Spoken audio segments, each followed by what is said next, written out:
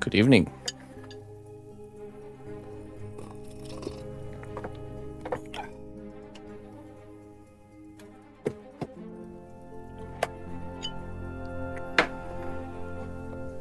We survived the storm. Let us get back to work. Yeah, it passed over us.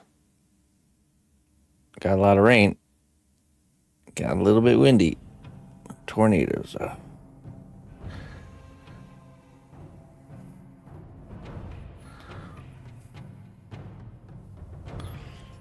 Okay. We're going to start this evening with finishing up my paint work on the troll heads.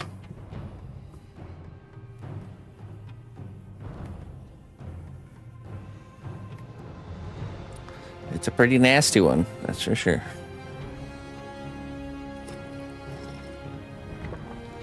And then we'll switch to working on the Gothic piece.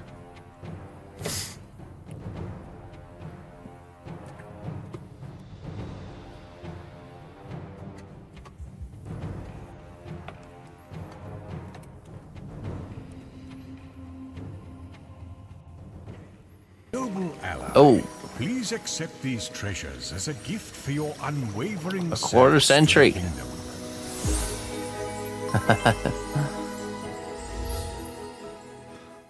250 years of support, Atomic Ben. Thank you so much. I appreciate that, my friend. Thanks for sticking with me, continuing your support of my quest, my journey here.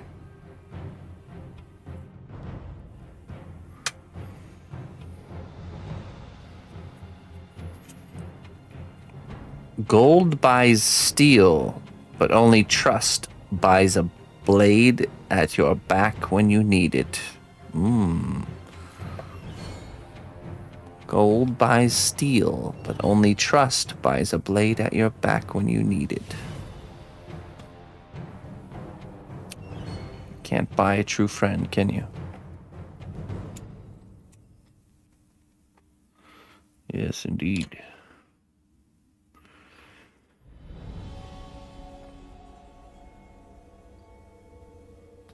All right, let's see here.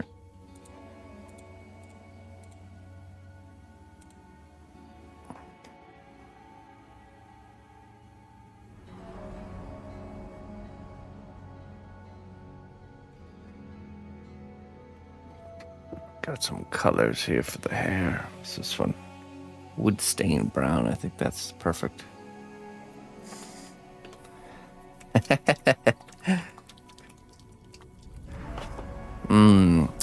I'm not sure that's how that works. I think a hired hand would flee when it came to a real serious situation.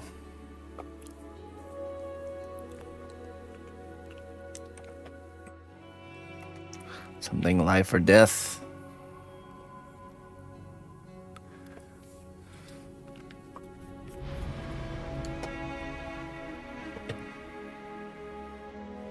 Okay.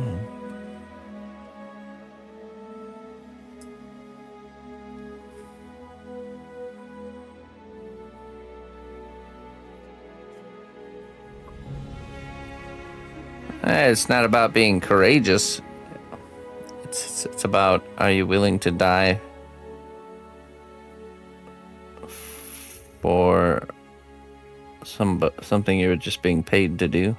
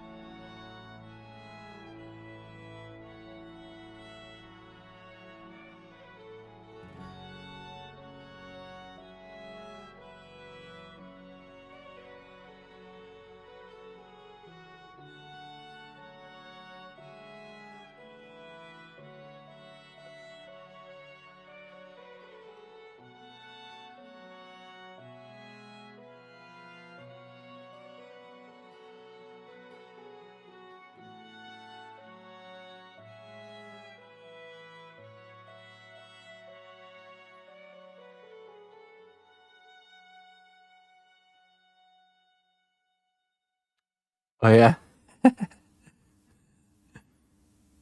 Column number 20.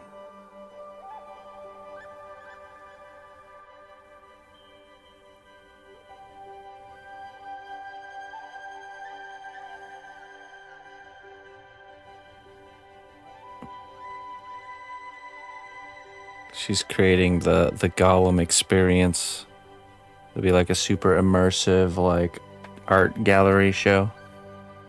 By the time you exit the gallery, you have a completely different perspective of Gollum.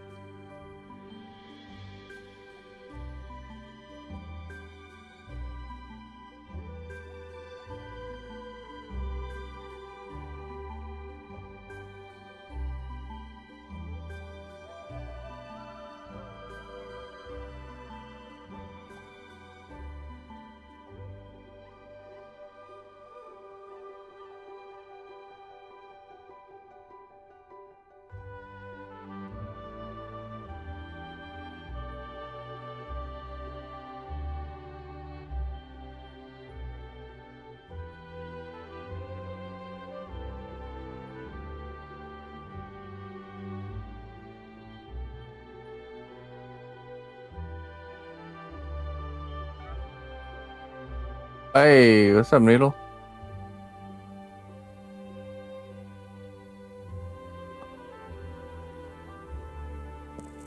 Yeah, thankfully cosplay is flexible, and I can actually just take these and just bend them back like this. Make sure I got everything. Just give it a little bend.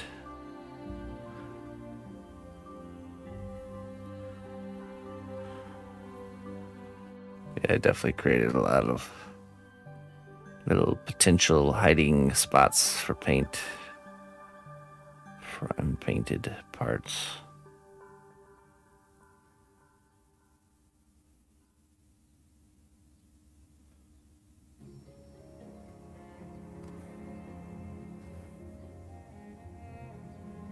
How you doing there, Noodle? How was your week?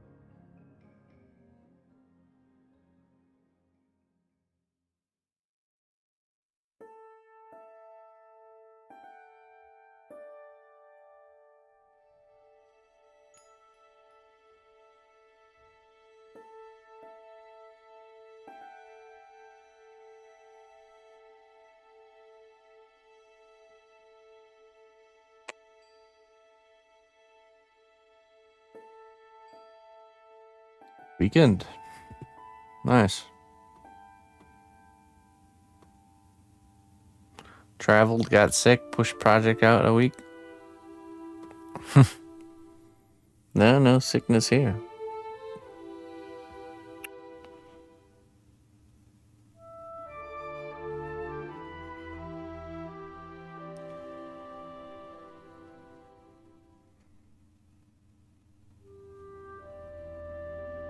Just lots of rain.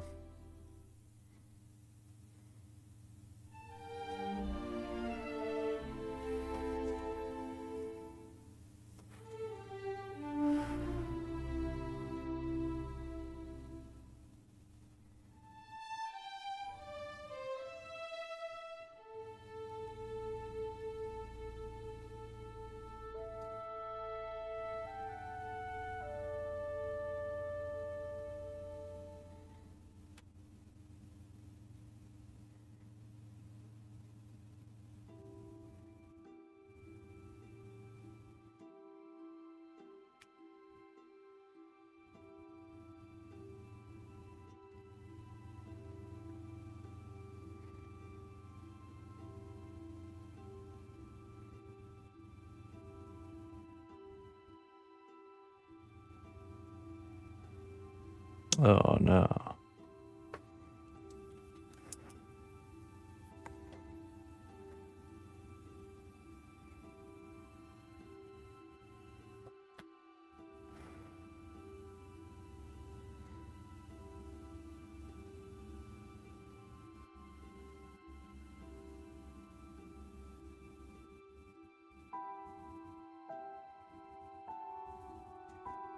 There we go.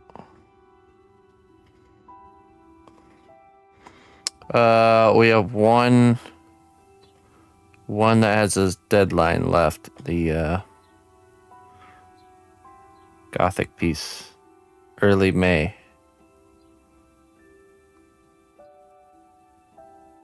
But I'm feeling pretty good about it. We got quite a bit rendered and ready for assembly, so I think it'll go quick once we start actually putting the pieces together.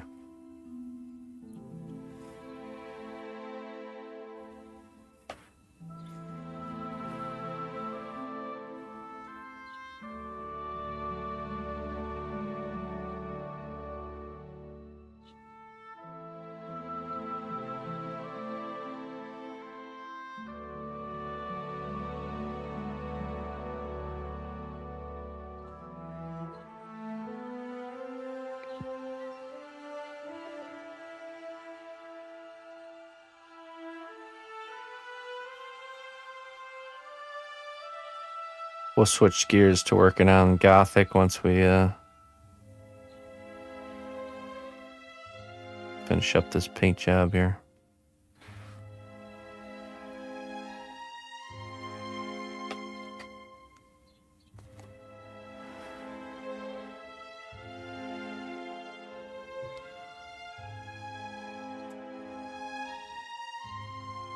Who goes there?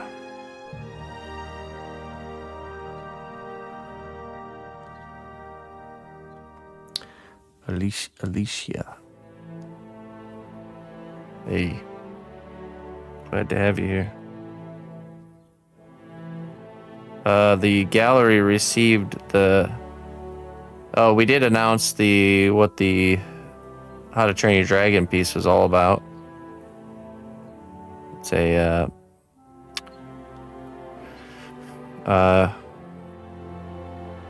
gallery, an art gallery is putting on a Universal backed kind of tribute show to the How to Train Your Dragon. They had asked me to make a piece for the show. So everything arrived and was good. And it's set to go live on the 11th, I think. Yeah, we did a post. We did a post with some final pics. as well as the announcement of the actual art gallery show. But yeah, everything arrived. They're very happy and impressed with the finished results. And they even threw in the air wanting to invite me to another show they have planned.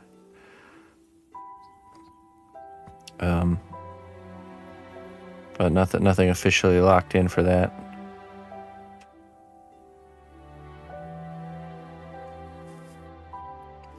So we'll see how it goes.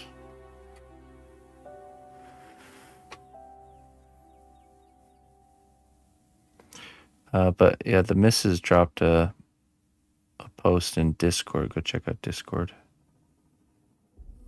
There's some photos there.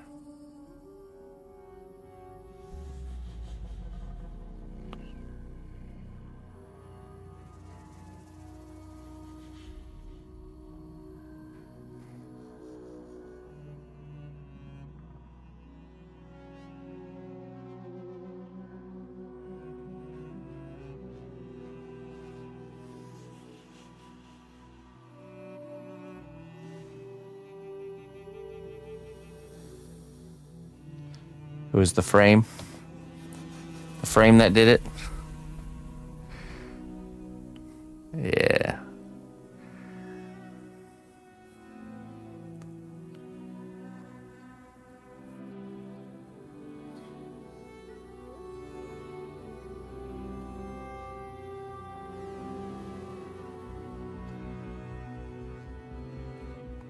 It's young Ozzy. Yeah, pretty much.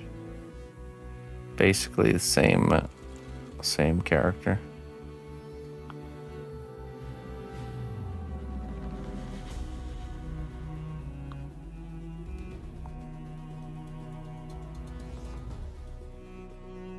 Was the foil tape?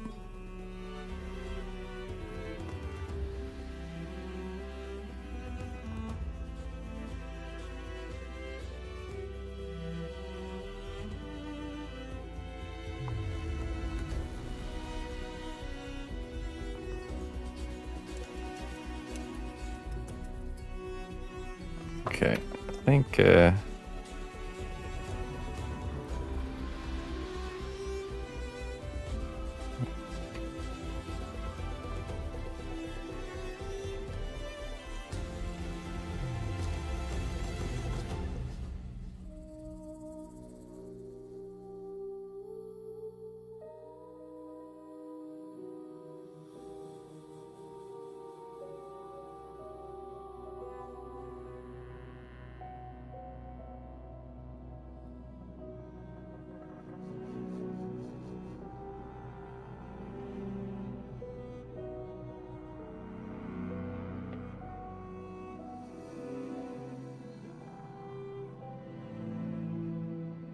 he's got like a green colored shirt. Let's do that shirt next. An olive drab shirt. Sherry, how you doing, Sherry?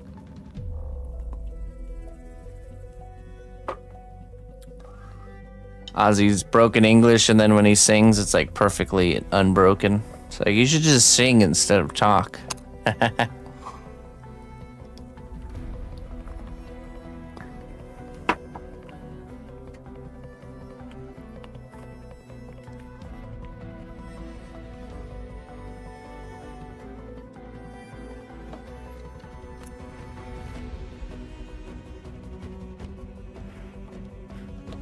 Oh.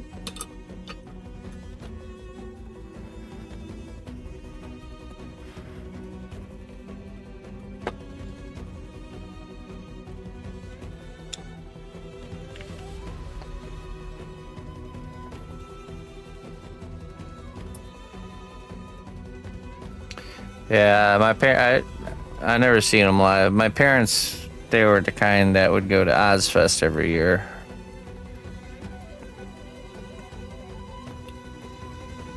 So Ozzy Osbourne was certainly a topic.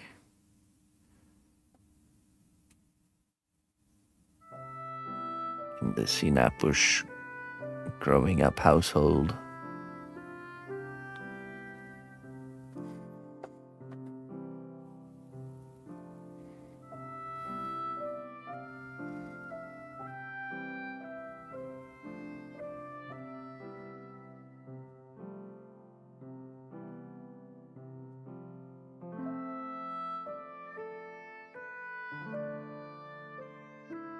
That's awesome. No.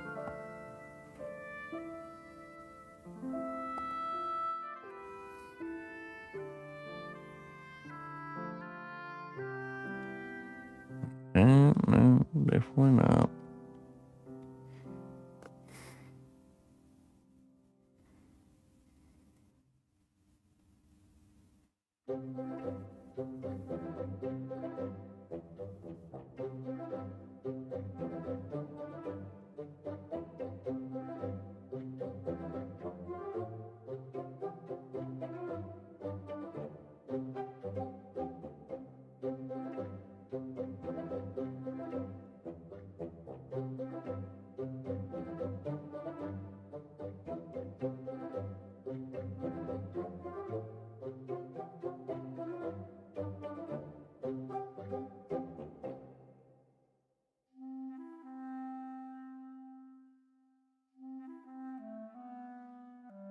Mm-hmm.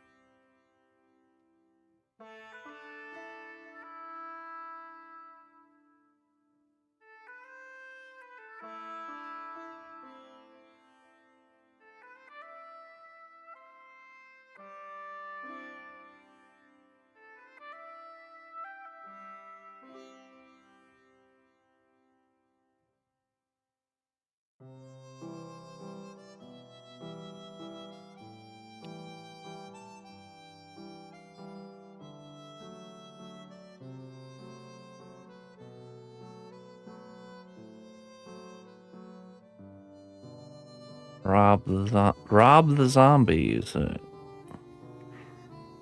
Sounds like quite a fellow.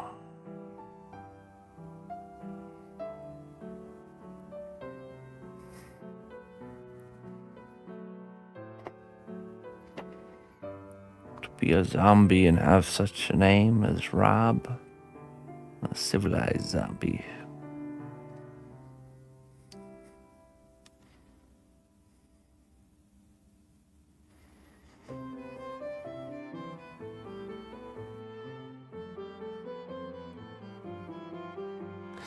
Yeah, I do. I do know.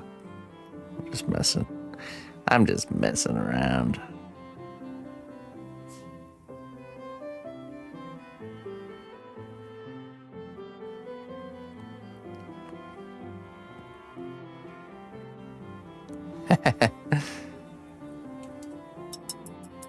Yeah, I mean, I grew up around all that type of music.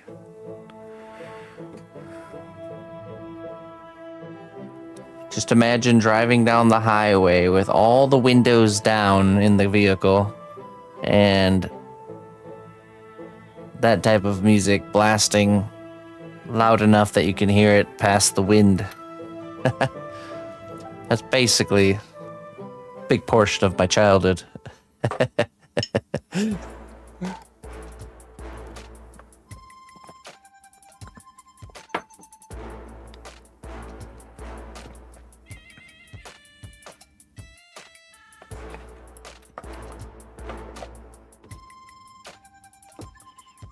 Let's do let's paint the underside here.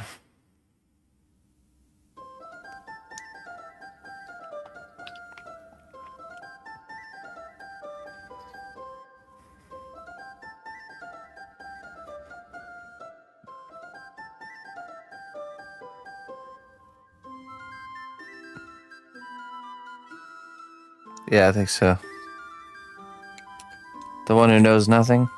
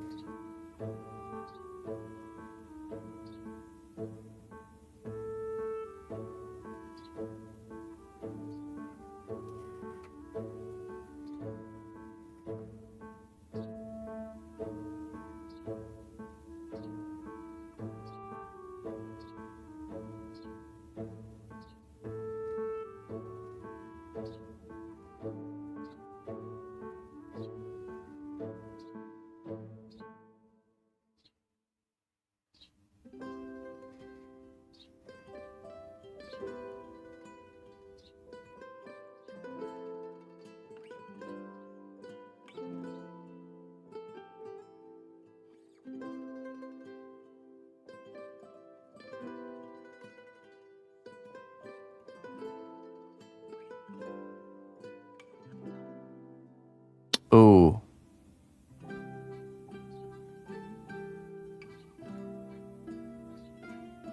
Oops.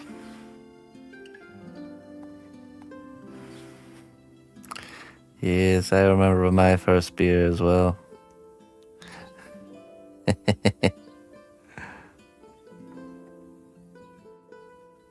Lesson learned, I'm sure.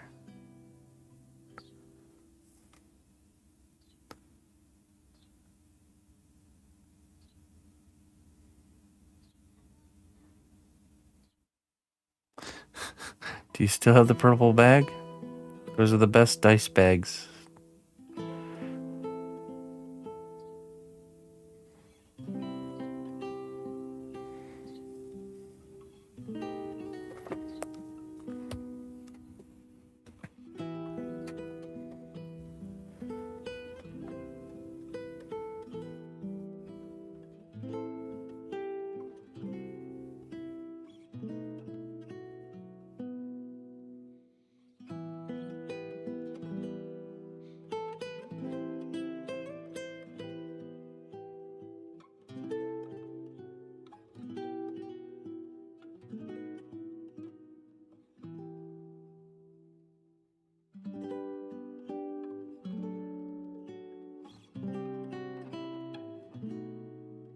Dang, didn't even get the bag.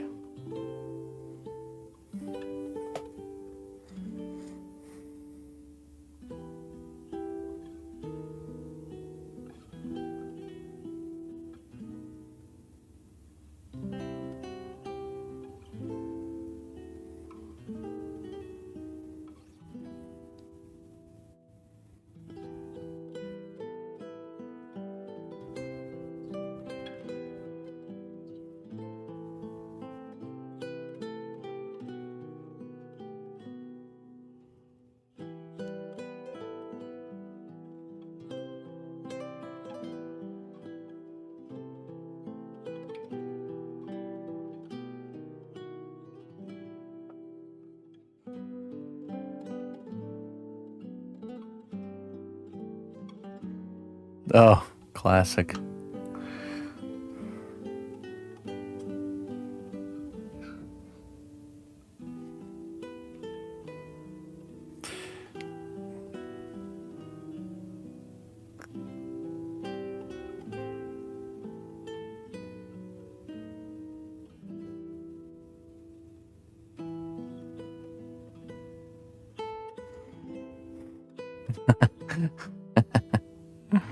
Of course she does.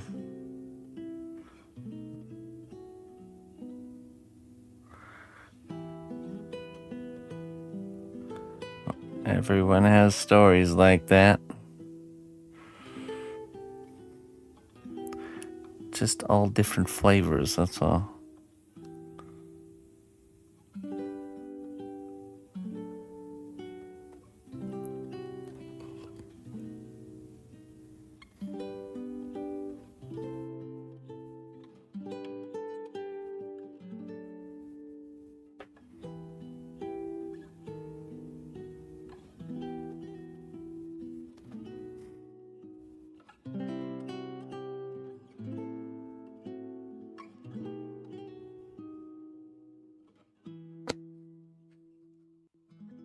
So I'm just gonna set this right here.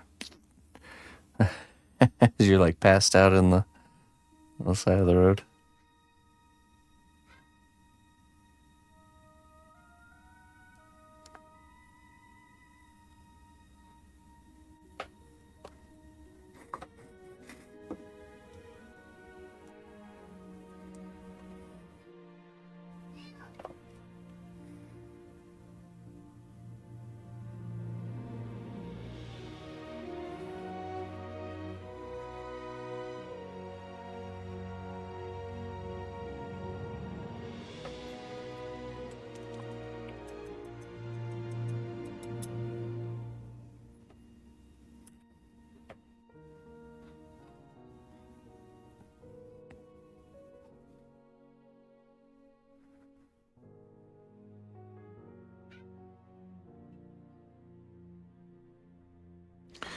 I want to do a highlight color.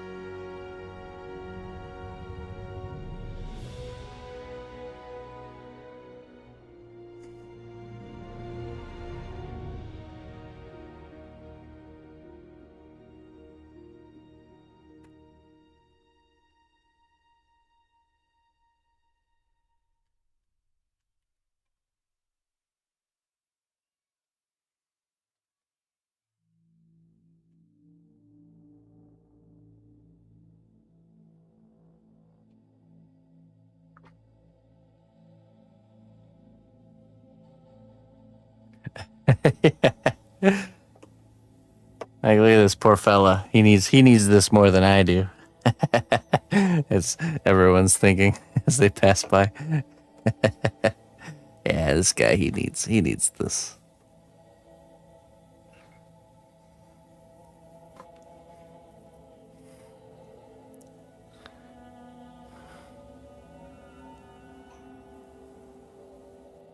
Oh boy. Not a good time. No, thank you.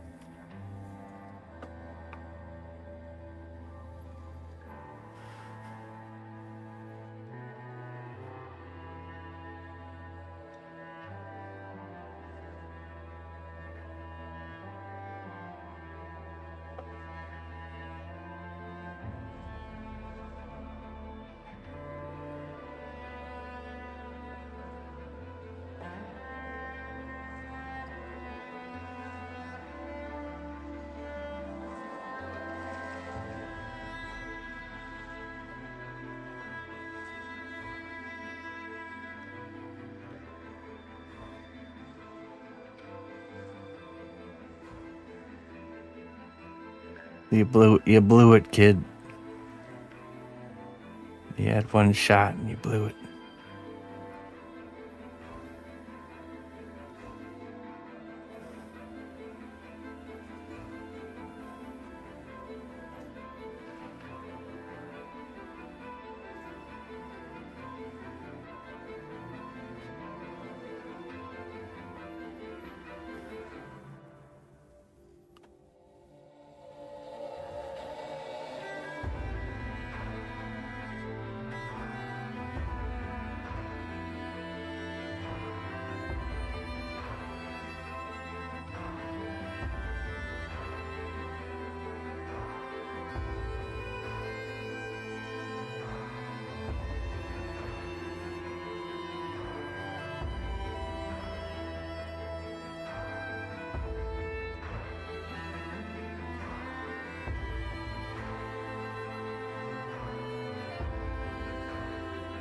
Maybe it was a marketing strategy.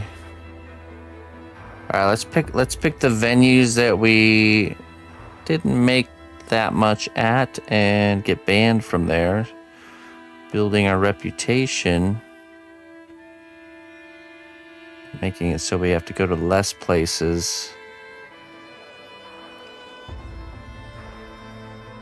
but still make the same amount.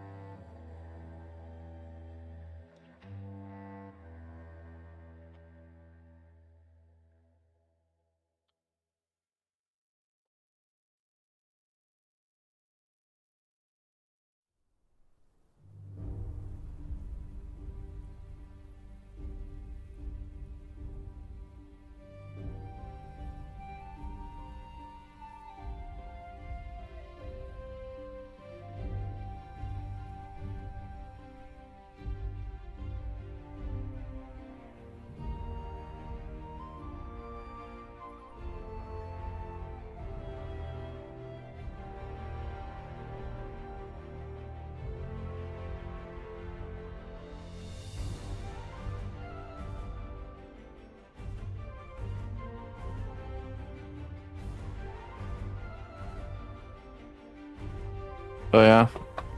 Yeah, I grew up around rock and roll music, that kind of music, all the time. Just didn't stick as I got older. Found other interests.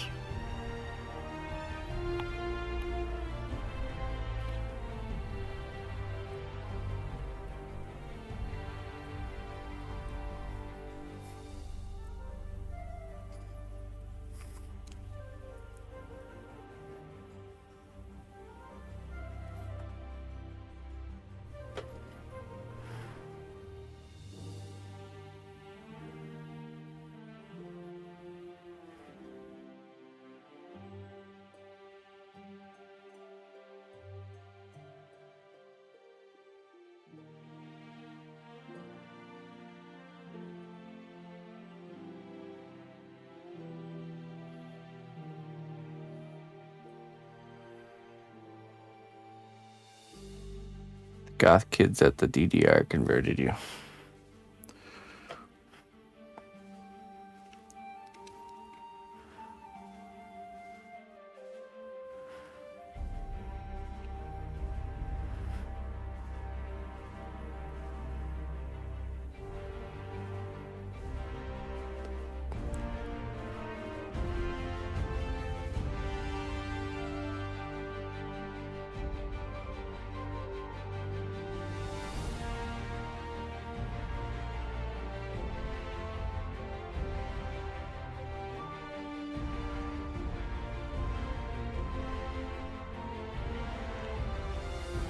The most difficult thing to do is a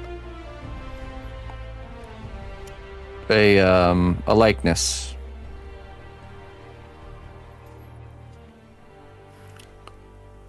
So making a face that looks like an actual face.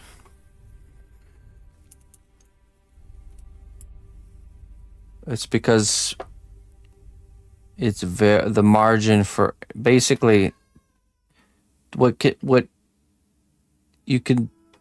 Let me think about this for a second. Everything can be kind of summed up, like difficulty-wise, into this idea that everything that you make has a different kind of like margin of error, where inside of this margin between here and here, you can hit any one of these spots in here and it's going to look good. Okay. And there's certain things that have a wider margin of error and certain things that have a really narrow, tiny margin of error. So that's what really dictates difficulty. So, yeah.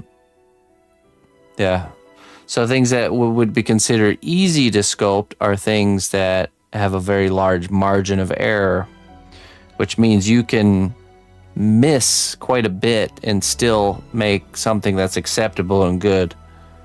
But the things that are difficult have a much narrower margin of error, allowable margin, where if you're just a little bit one way or a little bit the other, it's going to look off.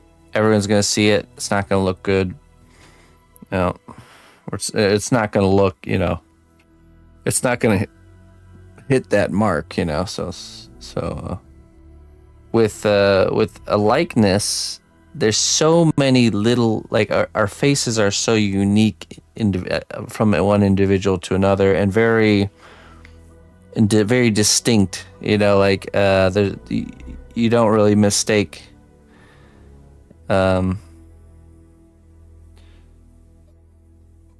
Would you say that mastery is just your margins narrowing down over time on what you can accomplish? It's like someone who plays darts a lot and you're able to hit specific numbers much easier. Doesn't mean you always do hit the numbers. When you play darts and you haven't really played darts before and you're just throwing them, they're hitting the wall. They're not really going anywhere specific that you're trying to go. But someone who's really good at playing darts, that practiced a lot, they can go for like the 10 and they can hit it in the 10, So that's basically what it is. It's your ability to hit the marks without struggling so much to hit the marks, you know. But sometimes you still do, you know, because we're always learning, and there's things that I don't know if you can truly master all of it, you know. I don't think so. I think you could spend a whole lifetime doing something like this and you can never really say it's like it is finished, you know, like I'm done growing and learning. Yeah.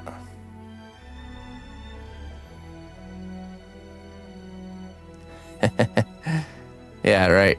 So what I like to do, so if somebody's new and they're trying to get into sculpture, we're going to pick projects that have the widest margin of error, because continuing to do artwork is a mind game, you know, like it's a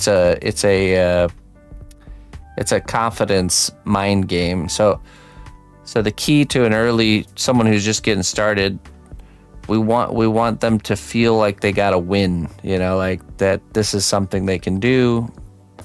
They put effort into something and they see a positive result. That's going to be way more likely that person will continue to grow in the craft. If you like, I want to get into sculpture, and you're like, I'm going to do likeness sculpting, you know, day one, you're probably, the likelihood of you actually sticking with it, I think it goes down drastically, because you're going to have a lot of not wins. You know, you have a lot of losses before you see a win. So you have to build this like confidence up a bit before you start facing some of these harder projects, you know. And you know, when I think back of my kind of art career, I did that without even knowing it. I did that. I stayed in very wide margin type projects for a while. You sharpen and you develop skills, and then occasionally you take on a challenge, something that's like sore spot type of difficult, and it's humbling and it hurts and it's painful. But ultimately, you do get a little bit better at that, whatever that thing is. The strength of the You know, cnotbusch kingdom lies not in our walls, but in our people. March to war. Exactly. Yeah. Lockwood Leathercraft. Hey, thank you so much for the raid. Welcome.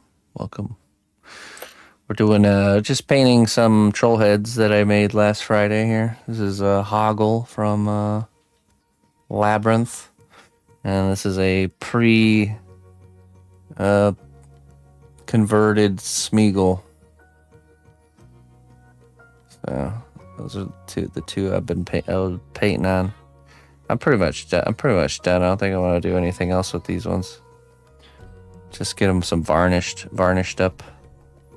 That's what we'll do. Hey, thank you. I have to clean the airbrush. What were you guys up to? We're gonna do some architecture sculpting, some building sculpting here in a little bit, after I get these varnished. Where's that bottle of acetone? That's right. Yeah, you build an inventory, or like a deck of cards, like you said, of techniques and abilities and particular uses of tools. And it's also like there's all these skills, these little skills you wouldn't think of, that you're kind of enhancing each time you have set out to sculpt something. And one of the best skills is the ability to look at an image of something and really understand what shapes are happening in that image and be able to translate that into clay. So like to see an image of your reference, break it down into shapes or like larger masses, and then apply that to your to the actual reality. At first, you're not going to be good at this, and you're going to see the image. You're not really going to fully understand the shapes or see the shapes, and it's like this, almost like this struggle feeling of like, it's like trying to read a foreign language that you haven't fully learned yet, you know. And then, but if you just kind of continue doing this process of looking at the image, trying to understand the shapes, and then trying to create it over and over again, you get better and better to the point where if you have an image of something, you can just make it, you know. So stream was good. Worked on a bunch of mini dice bags for a convention we're attending later this month. Oh, okay, cool.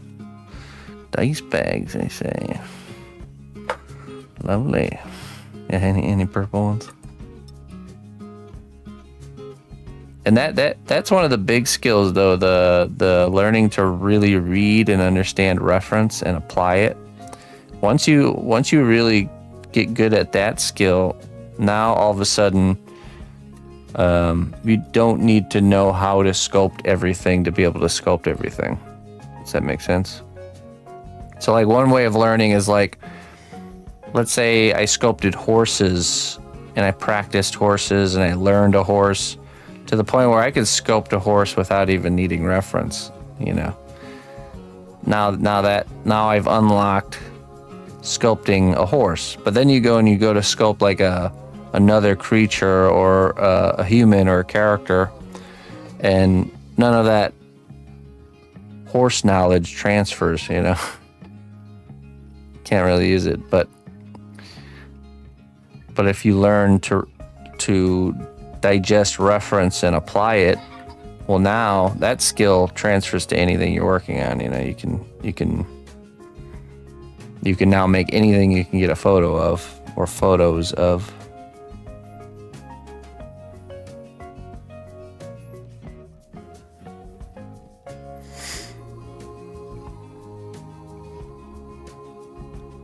You can sculpt anything then. Yeah, that's right.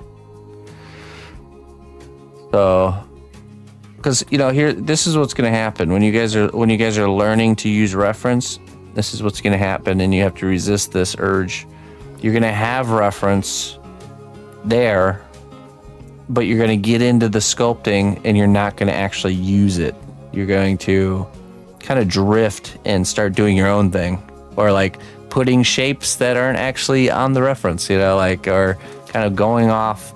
It's like we have this urge to want to just go off and do our own thing, so you have to really kind of like discipline yourself to look at the reference, look at the work, look at the reference, look at the work, and you're like trying to see what's different, and it really does sharpen this ability to see it, where it's it becomes easier and easier, as time goes on.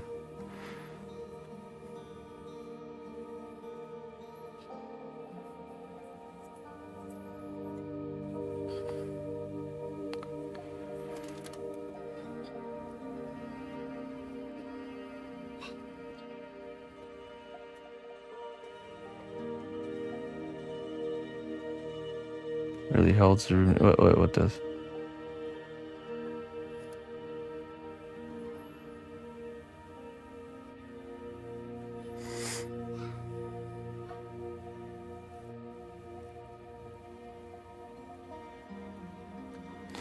Hey, nice, Adania.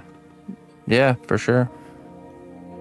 If you do anything and you try to do it well, and you continue that, you will do it well. That's just a simple fact. You won't do it well if you don't try to do it well, though. There's plenty of people that do things but aren't actually putting their energy or passion into the work that they're doing, and then you're not gonna improve and grow.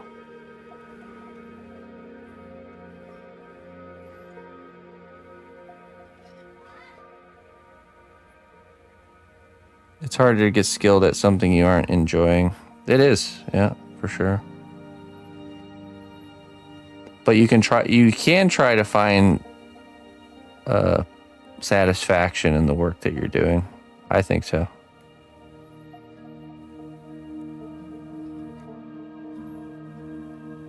Sometimes it's just like the satisfaction of becoming good at a skill, you know, like to learn a skill and to become proficient at it can be all you really need, you know. But then you will get to a point where you'll want to just move on because it's like, all right, I learned. I was always like that. When I worked for other people, worked normal jobs, I would always get to this point where it's like I feel like I learned. You know, I kind of like beat the game almost. You know, you learned the job, you did it well. You're not really learning anything new, and then it would just be like, just naturally, it'd be like time to move on. You know.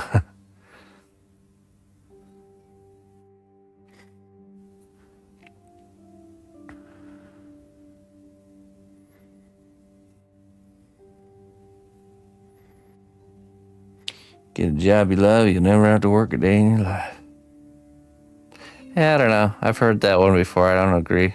There are times when it's work. Actually, usually it's you're working harder than you would if you didn't love it. It just I don't know. It's like the difference between like running on the treadmill is like, I hate that, you know, hate running, just running on the treadmill, like meaningless exercise like that. But getting into like a game that causes you to run, you know, you don't really feel you feel that you're exercising, but it's not the main focus, you know what I mean? It's like, you're just trying to have fun and trying to play the game.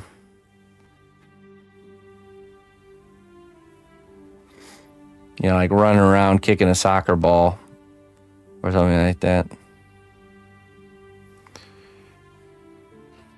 That's how it is for me.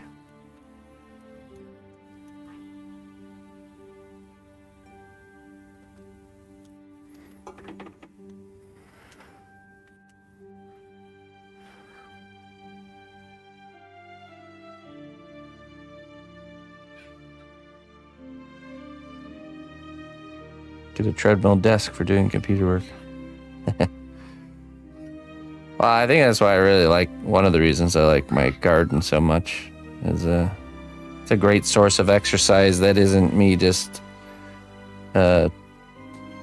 exercising, you know. It's I'm trying to accomplish a goal, but to accomplish that goal it requires physical exertion, you know. But that's not the main focus, you know what I mean?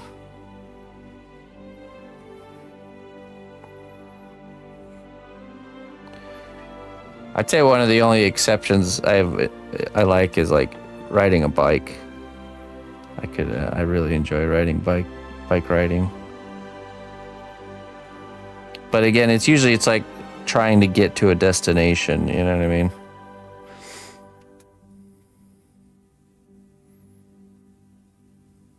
It's like, I'm not trying to exercise, I'm just trying to get to this place and then back home, kind of thing.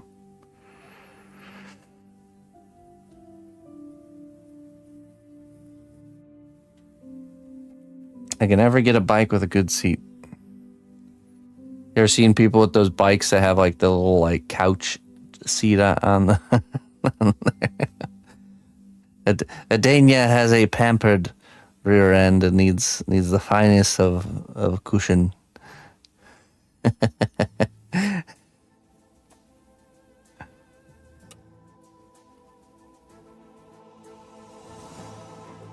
Yeah, exactly, Scorch. And it was, you weren't trying to exercise. You were just trying to get to where you're going, you know? Yeah, it was the same for me. I had a phase where I didn't have a car for a long time when I lived out in Colorado. And I rode my bike like everywhere. And it was like up steep hills and stuff like that every day to work. And And yeah.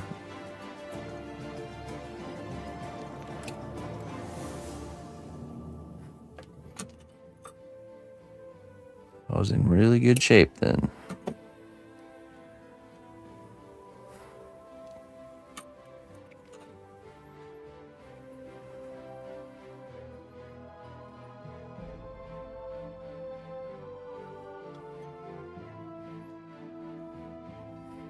Ride an excursion. I need to get another bike. My bike got stolen. I was starting to get back to riding my bike places here and there, and I had it chained up on the fence right by my front door. And one morning I wake up and go outside, and I look right, look left, normal. It's like something feels weird and different. What is it? I was like, oh yeah, my bike, what the heck? It's gone. There's just a little bike lock hanging there on the fence. Cut.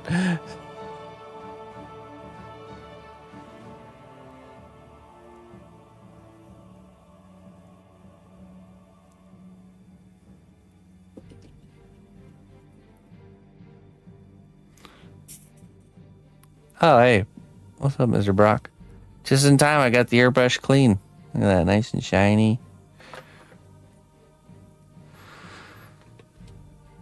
No, I always buy my bike. There's so many bikes there's so many people out there that bought brand new, perfectly good bikes and maybe used them once or twice, and then they sell them for like $100. Those are the ones I look for. Yeah, some people get pretty crazy with their bikes. I'm not going crazy. I'm just gonna look for something just like. I think that one that got stolen was one of those. No, actually, no. It was the one I had for a long time. Do they auction bikes? I didn't know that. Like bicycles, or are you talking about like motorcycles?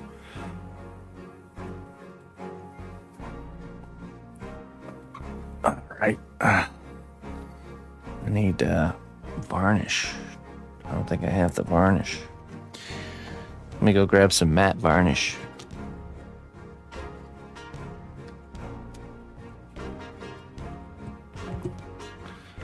Stolen bikes that couldn't return to the rightful owner.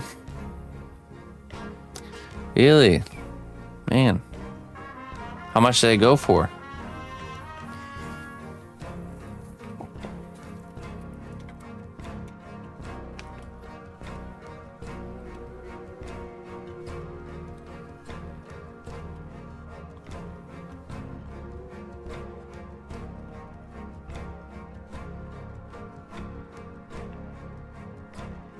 Surplus assets for sale.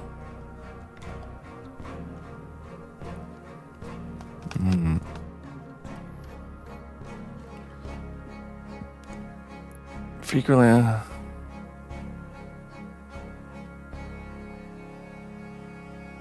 Abandoned, seized, or unclaimed bikes.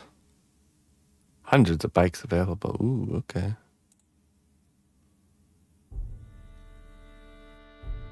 Set of steel steps, $50. Wait, what's this? What the heck? It's like a whole rafter system. Man, I just tapped into a whole new world here. Forklift? $279 for a forklift? Well, hey. All right.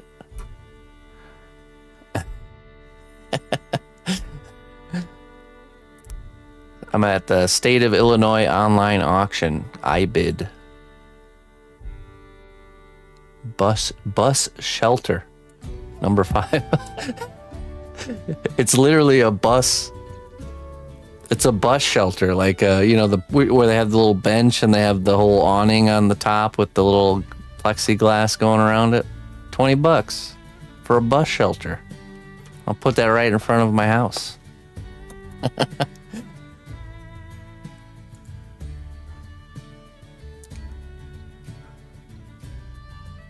Garden seats.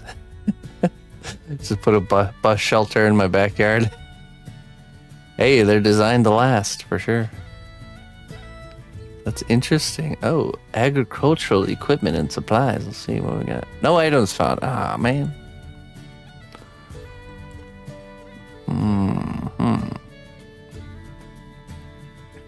Bus shelter.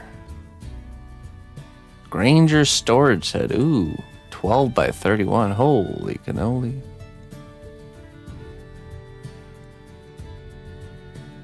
ibid. ibid.illinois.gov.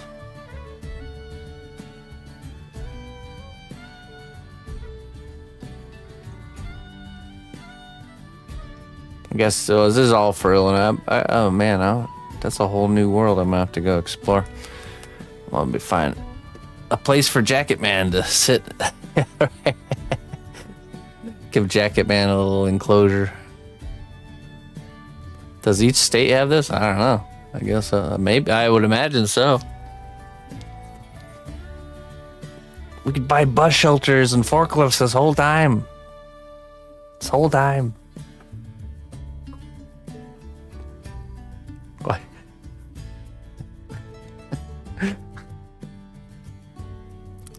Man. Nice new discovery. All right, let me go grab some varnish. I'll be right back.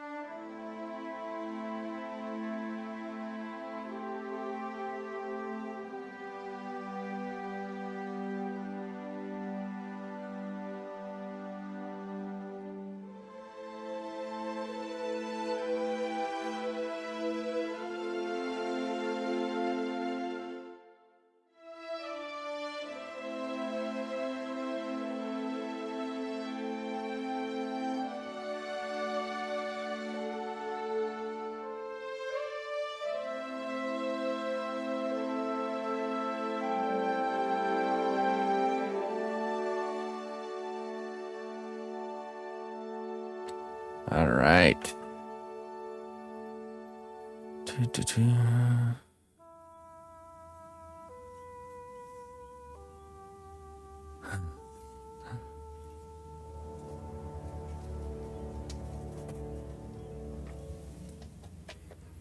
Windows bus.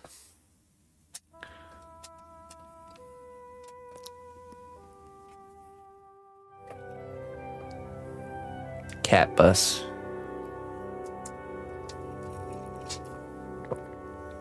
All right. Let's get a high gloss here. Ultra matte varnish. Slayer.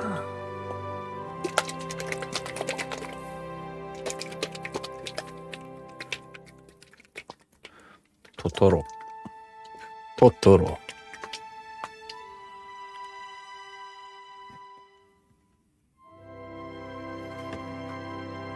Her pirate animal sculpture yet? No,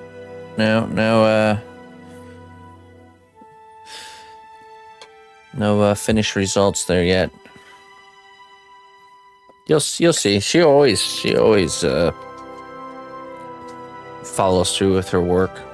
I really like that. I really like that quality she's got.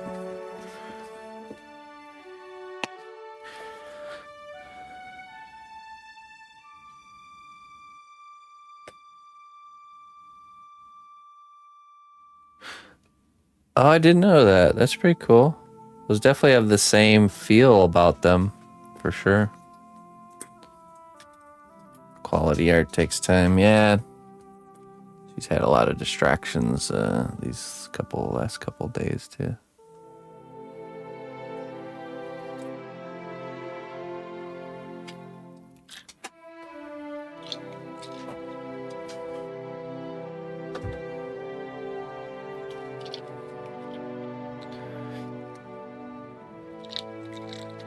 Ronan is exploring the workshop.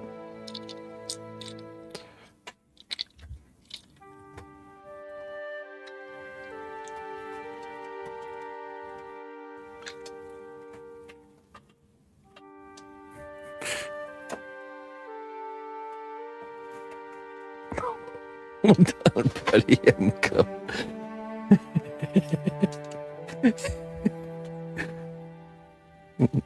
got stuck on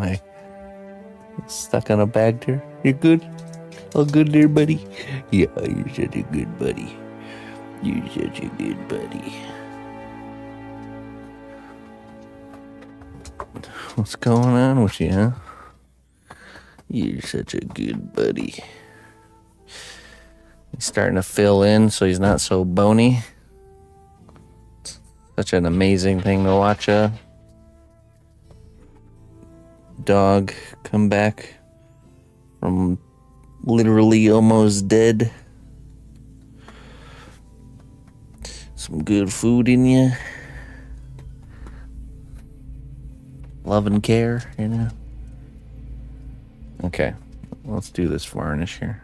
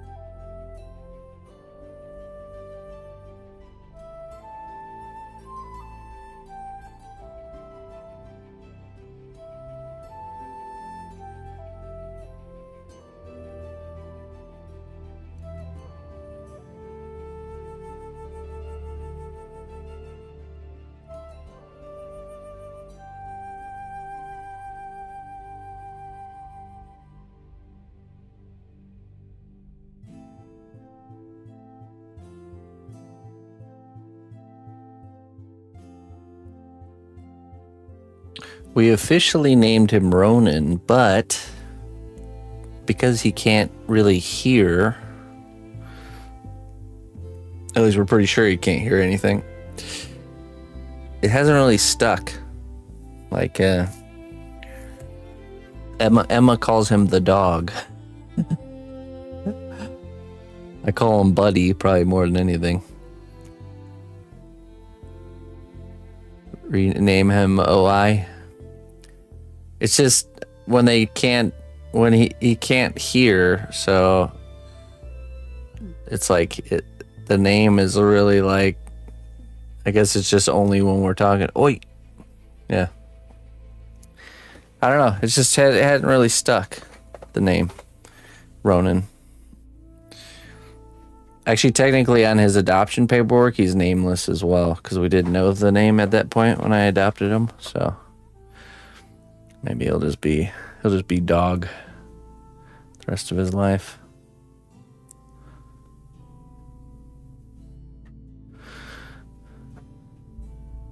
Oh yeah, our pets tend to end up with these like really long, extravagant nicknames by the end of their life cycle.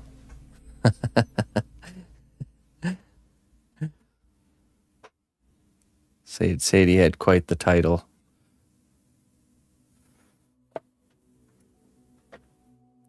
The nicknames. Cerebus. Yeah, well, and then just the fact that he can't really hear words just makes it less important, I guess, the name. Like, so one of the things that's interesting about him, I think also because there's a good chance he's either fully deaf or he only hears a little bit, like high, like clanging sounds and stuff like that. But what it does is so it hasn't gotten any better after. It did get better, but it's not completely there. Because, like, for example, like a dog could be barking at him, he has a little bit of like dog, like fear, aggression. But a dog will be barking at him, and if he can't see the dog, he doesn't even react whatsoever. As soon as he sees him, it's like completely different. And then, yeah, you can just like try to say keywords, like FOOD, food and walk and stuff like that. Like nothing, he doesn't respond to any words whatsoever, even like normal keywords that you would. But he does respond. You do like see his ears move and stuff when you do like when you do like a really loud snap or clap. Yeah, and then when he's sleeping, he'll be like, I have to like shake him to wake him up to like take him outside before bed. And he doesn't even wake up sometimes. I'm like literally shake, like touching him and shaking him. We even like took a piece of chicken and had it next to his nose. And like even like I was like putting it up in his mouth and stuff like that. And he was like, it's still in his dream, just like, trying to eat the chicken, but in dreamland, So he sleeps deep. When he goes to sleep, it's like super deep. I think part of that is because he has no sensitivity to sound. So hands need to be big as face or smaller for female hands. Well, the thing about female hands is it's not that they're smaller. They're usually just more slim. So like the hand muscles and the size of the fingers are more slim and less detailed. Proportionally, I feel like it's probably about the same. Men's hands can be a little bit bigger and women's a little bit smaller.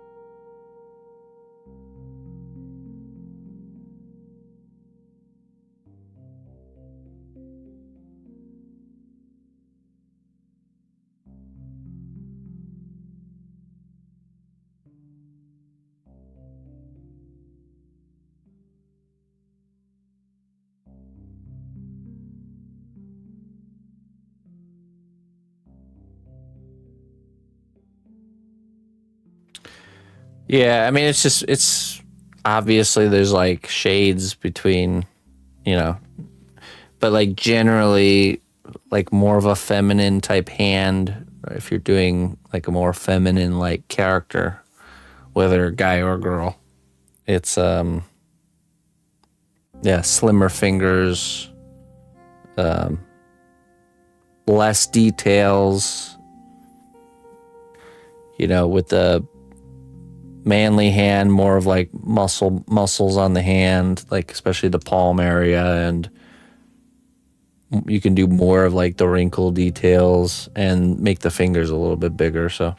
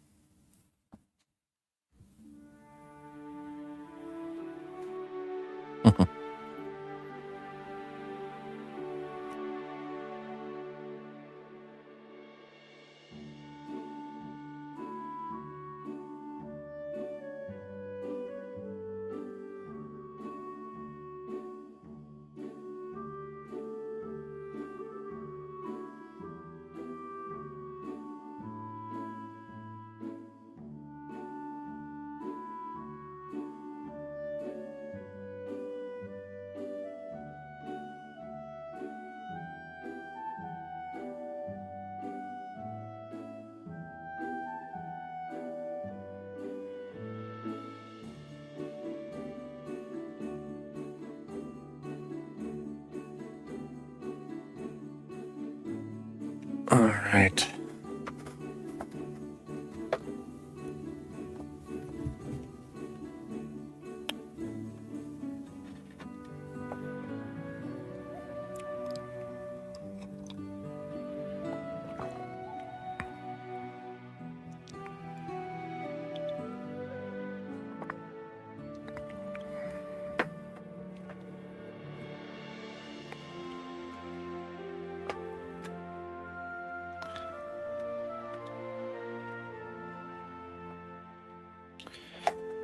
All right.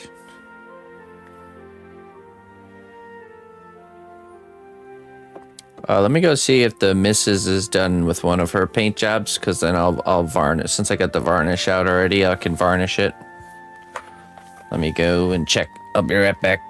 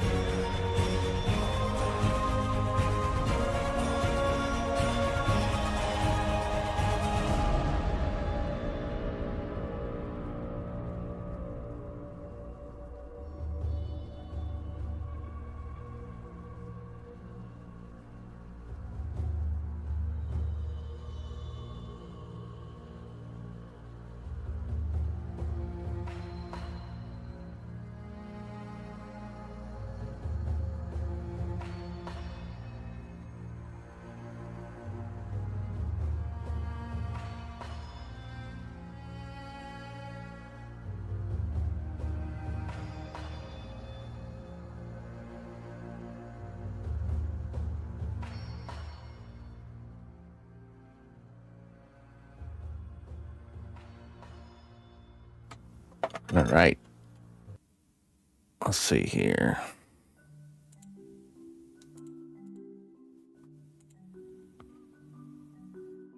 this guy varnish. Good old varnishing.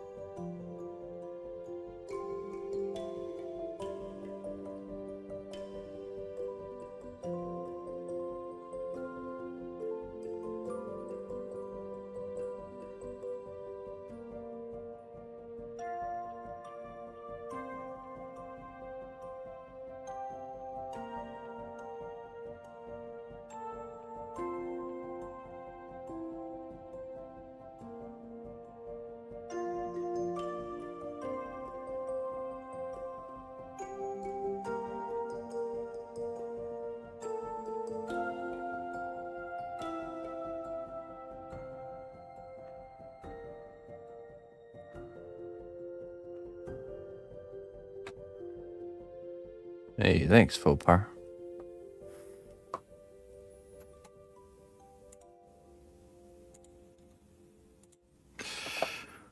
Okay.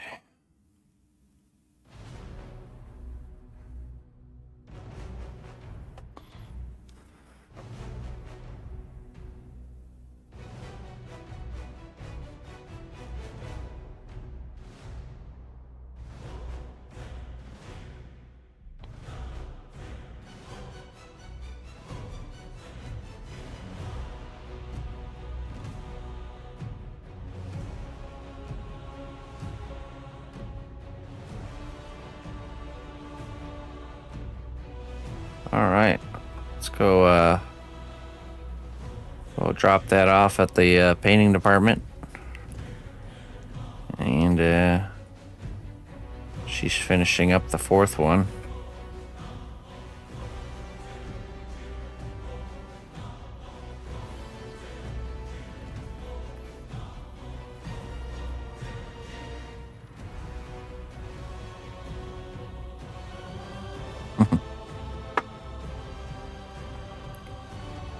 And we're gonna spend. Yeah, I don't know. Maybe we won't switch to. Yeah, we'll do a little. We're gonna do a little bit of work on Gothic, the Gothic piece.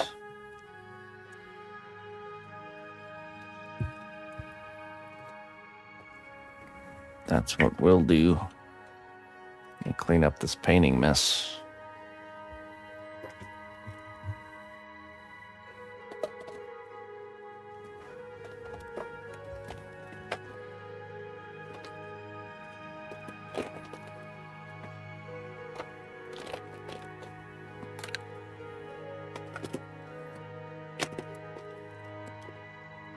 There you go.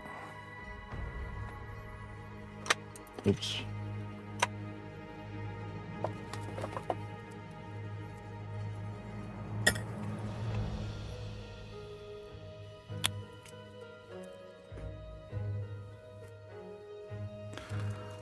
Well, you try to focus on the distance between the features. That to me seems to be the biggest thing. Is the size of the features and the distance between the features. So like the distance between the nose, the tip of the nose and the eye line, the spacing of the eyes, all those little things really matter. If you can get all that stuff locked down, then the likeness comes together. But typically with a likeness, now with troll heads, it's very difficult to get a good, like a really, top level. I know I could do better with him if I had more time, but because it's a troll head, I have to get it done in one sitting. So that makes it a harder challenge. Because typically with a likeness, you want to work on it in many phases or many many small sittings, because what happens is when you're looking at the reference and you're trying to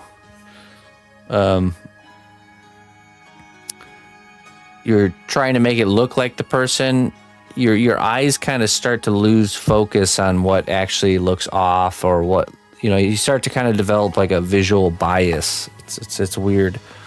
It happens usually right around for me it's like about 2 hours of working on a face, and I'll start to kind of have a hard time seeing what's off and what needs to be changed. So that's when you almost have to take a break and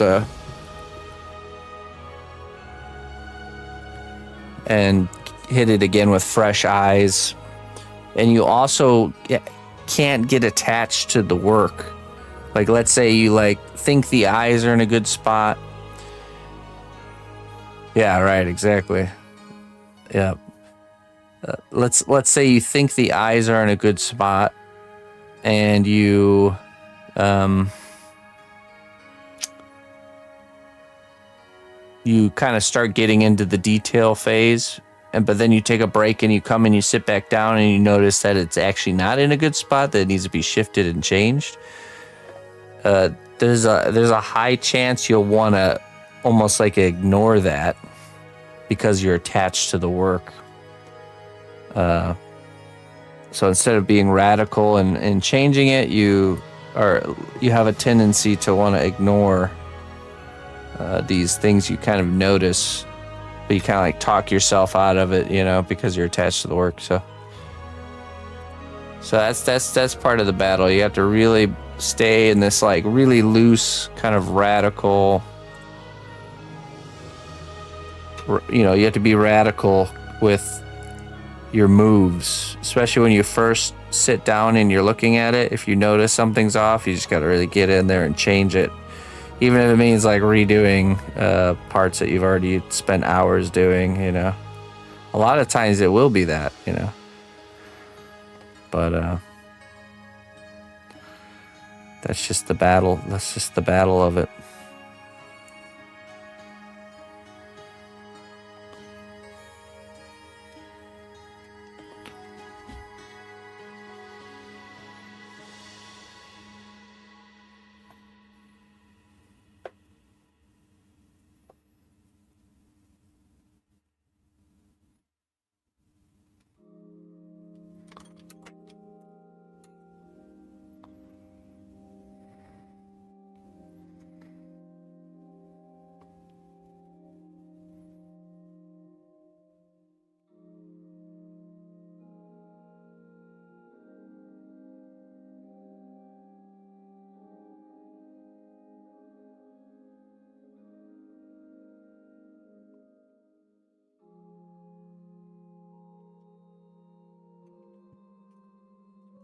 This.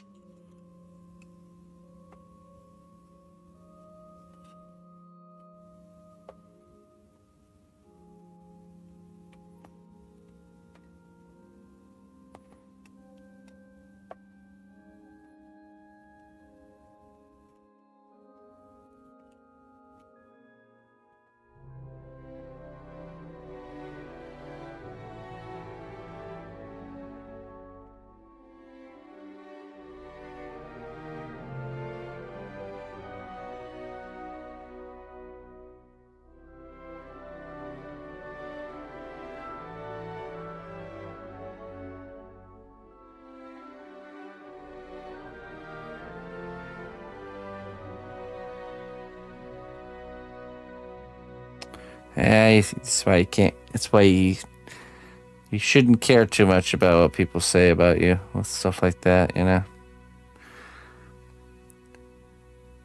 if somebody wants to not like you, they're always gonna find a reason or a way. You can't spend your energy trying to appease others in that way. You know.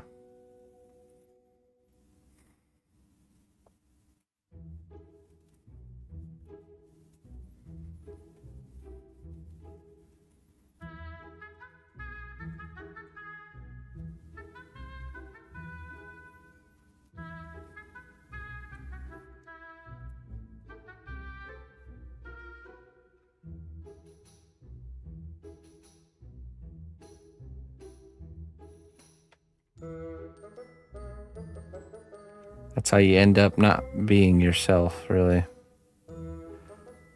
Trying to appease others makes you change who you are, you know, to become something that you would think that they would want you to be, you know, and then you start to lose yourself.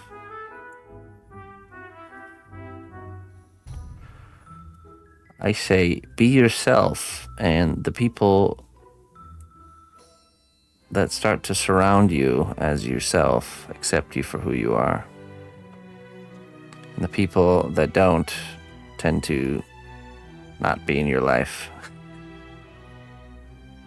for very long. They tend to move on.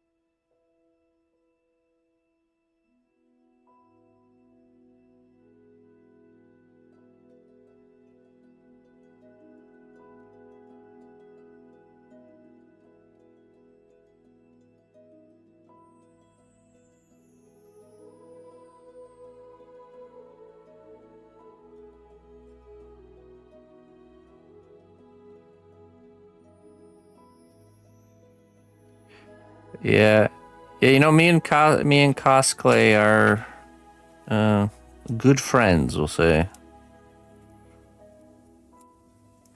I would promote the heck out of Cosplay whether they even talk to me or not, honestly.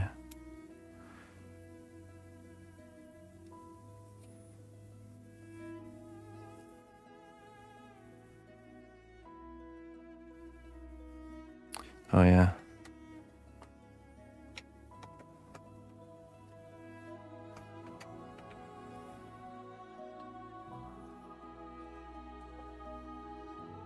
When I used to sculpt with Super Sculpey, I reached out to them to try to work with them, and they totally ignored me. But I still promoted the clay, you know, that I used. Taught other people how to use it. But with cosplay, it's been a completely different experience. Hey, Tarkin. Mr. Arnold, he's the guy who makes cosplay. He's a really good guy. Really down to earth. Very passionate about what he does.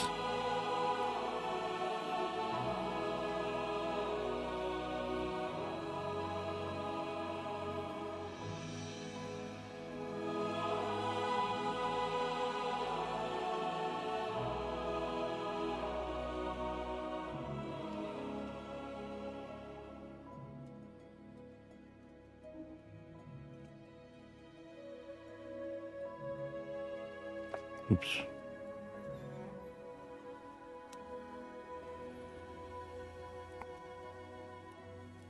These ones are a pain in the butt. Good thing I only have to do a few of them. Oh, that one broke.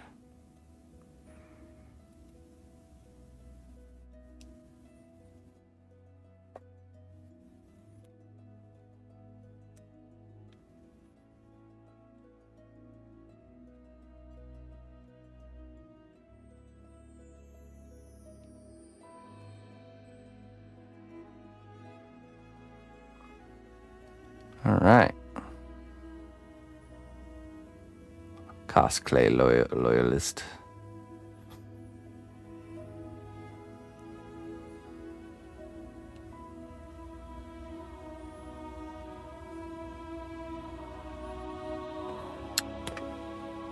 Yeah, so for those of you wondering what's going on here, we sculpted this part here out of clay on like a flat piece of wood like this. Then I baked it and hardened it. Actually, you can see this piece right here. This is an original that I have to duplicate. Then we paint on this solution here. This is the C1 separator. We paint this on. I need a brush for this. Okay. So we paint this on. This creates a little barrier that will stop the new layer of clay from permanently sticking. We let it dry. And then once it dries, we take more clay and we just smush it on top. Really pack it in there. Make sure there's no air bubbles or, make sure we capture all the detail. Then we bake the whole thing all together. And then we remove the original, which looks like what I'm doing here with these molds.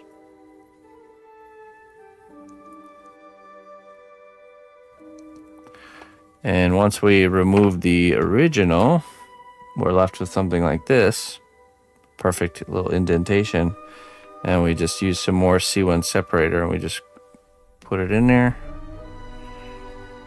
Paint it in, let it dry, and then just smush clay into the mold. And then bake it again.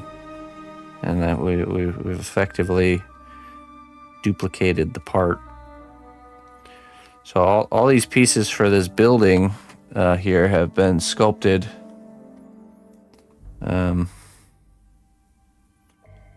all in this way, so we can save ourselves a whole lot of time by duplicating all these different parts here. So you can see it's quite the plethora of pieces. And they're all made out of the flexible cosplay material. So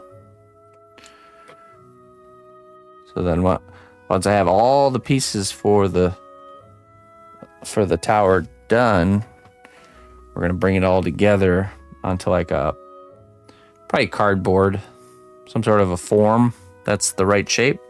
Glue them on, and then we're gonna use epoxy clay to kind of sculpt all the in-between areas, and maybe there's probably some details that I decided not to create in this way that we'll have to sculpt directly onto the tower, So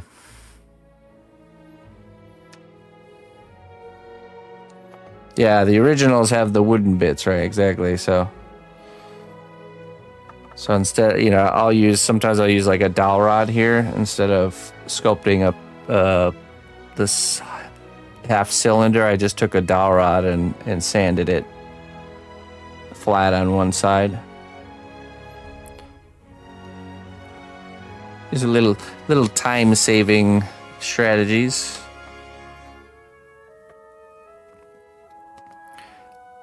I think as I've gotten older, a little bit more seasoned as an artist, I've learned that just because you can do everything by hand doesn't mean you should, you know.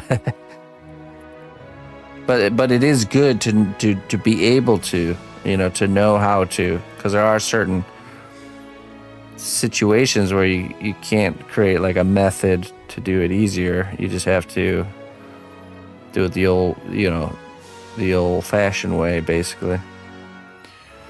So I think it just comes a point where you just, like, I just feel less compelled to do everything by hand and start figuring out smarter ways to work, you know.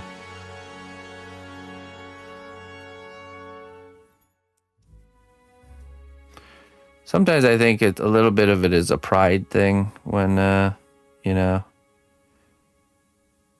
when you choose to do stuff in a certain way. A little bit of that youthful pride.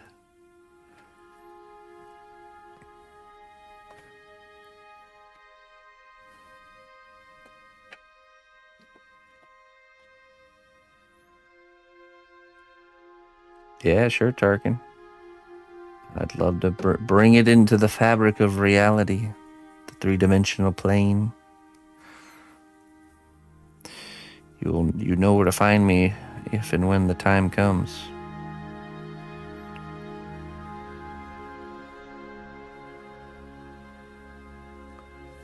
Yeah, I'm excited, Sherry, to do to bring the whole tower together for sure. It's gonna be we're gonna see all of our efforts pay off, I think. You know, I did this approach on another piece. It was the where's that here? Let me show you. It was actually a piece I did for Focus Entertainment when they launched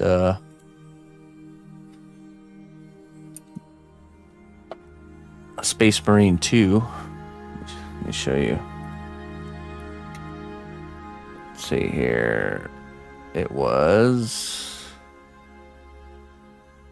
Here we go, this one. So this one, I sculpted each piece to this Tyranid, each section. So like this bicep section was one piece, the forearm section, the blade, the top of the head, you know, all in pieces. And then I duplicated those pieces just like I'm doing right here. And then after I had all the pieces made, I brought it together in, like, I created a skeleton that connected all the pieces, and then I sculpted all these in-between areas as original parts, and the tails as original parts. So in the end, I was able to get 3 full-sized characters in a fraction of the time it would have taken to make them all from scratch. So, but they're all still unique and individual, you know. It's just like creating basically just a way to kind of manufacture the original character quicker. It's like all the parts that don't really change shape or bend, you know. That was a nice piece. Really happy with that one.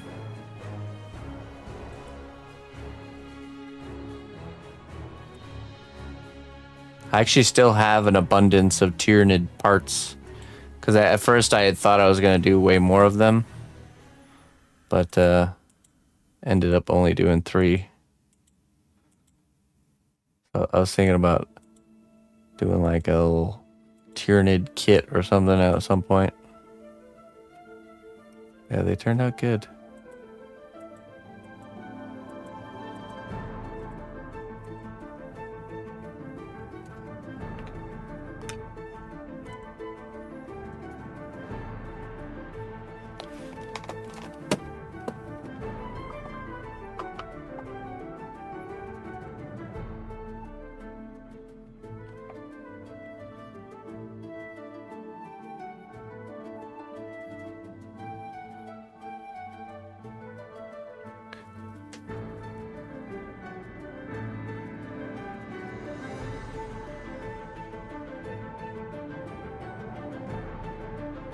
I love that about like new materials like cosplay and all this, the C1 separator. It's like the longer I continue to use it, the more familiar I become, and the just kind of these more of these like strategies and techniques just kind of start to unlock.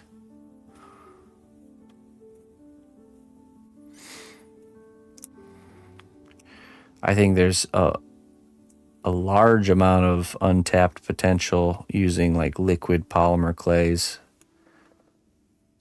in combination with things to create like different, like we kind of just discovered one with the Smeagol hair.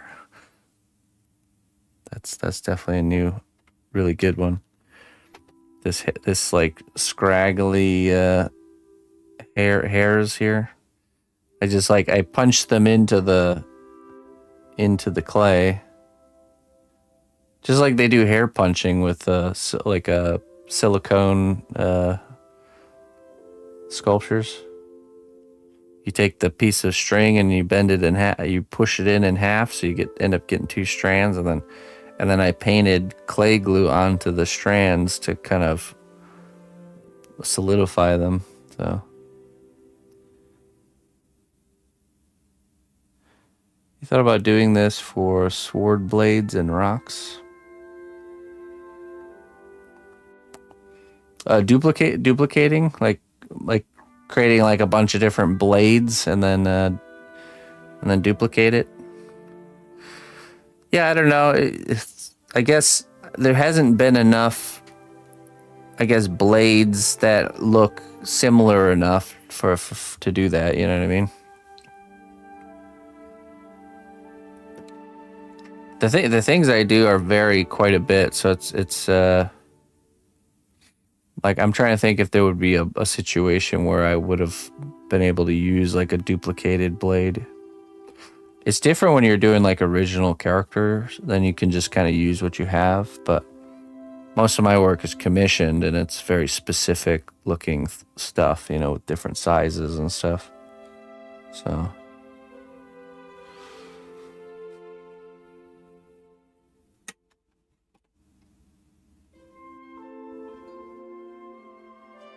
yeah, I did on the robot class. There is the duplication process that's shown. Yeah, go check out the robot class playlist. You'll just have to find the lesson where I do the duplicating.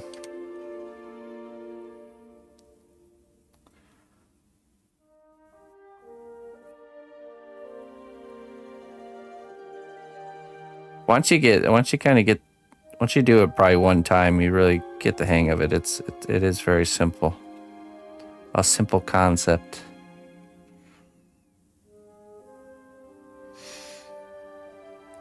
Maybe terrain.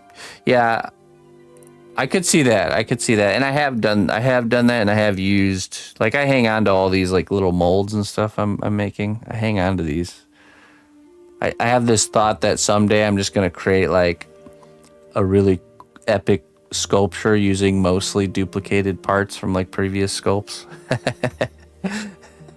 I think it would be fun. Kind of like how a digital artist works. You have like an inventory of pre-made pieces and you just kind of just start piecing things together.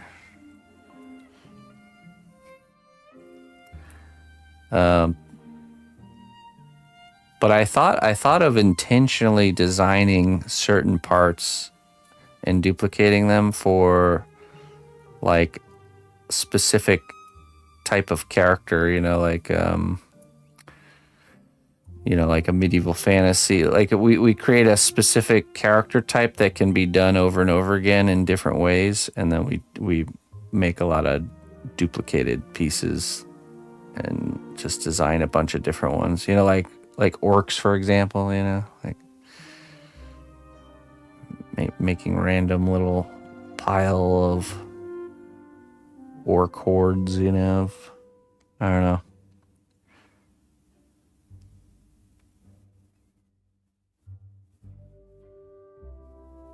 Like a lot of horns, or there's certain things like armor rivets stuff like that. Various skulls, little tiny skulls that are very useful in a lot of like different characters and different designs.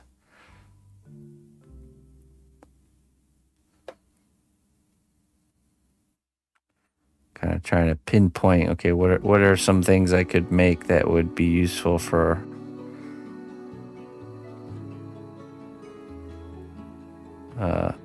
not just the project I'm working on, but future projects.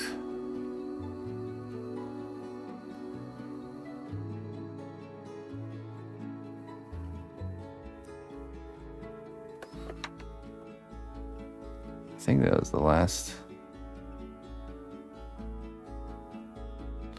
Chests. I like little treasure chests. Yeah, props. The thing is that it can't be.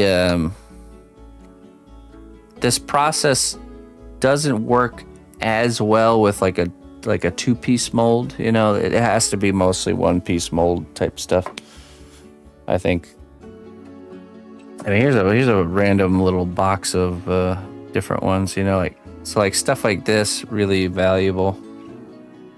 These like kind of that's what I mean by like rivets, or like, you know, this kind of a thing. Kind of like little armor bits, little skulls. You know, these are an easy way to add detail very quickly. You know, this one was a good one.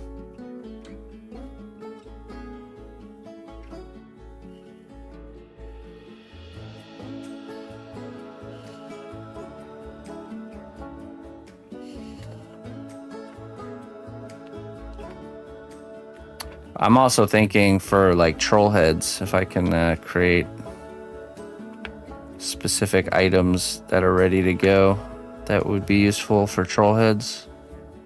Could increase the quality without increasing the time. So that's another one of those little rivets.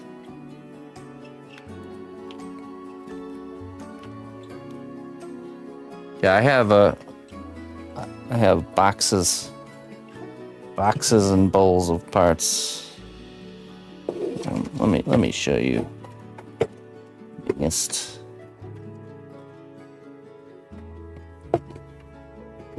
Oh, we got Greeblies, that's for sure. Ah, yes. What a fine assortment. We have Alarak hands. You know, for those random scenarios where you might need an Alarak hand, you know?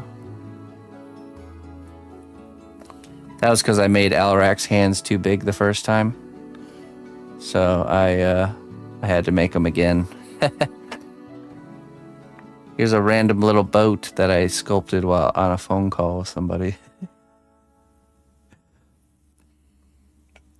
You know how you like kind of doodle like when you're on a phone call with somebody? This is what happens with my hands when I'm distracted with a phone call.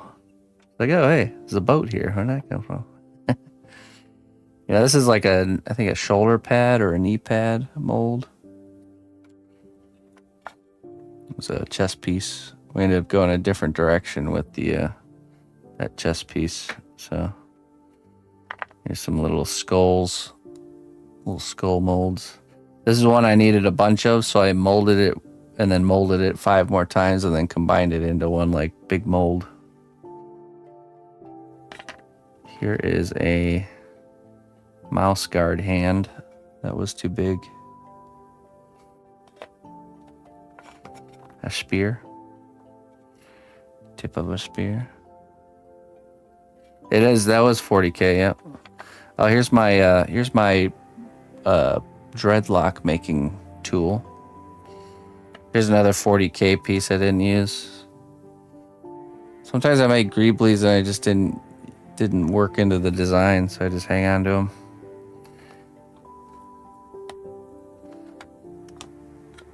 Oh, here's where I had that idea of making these molds to do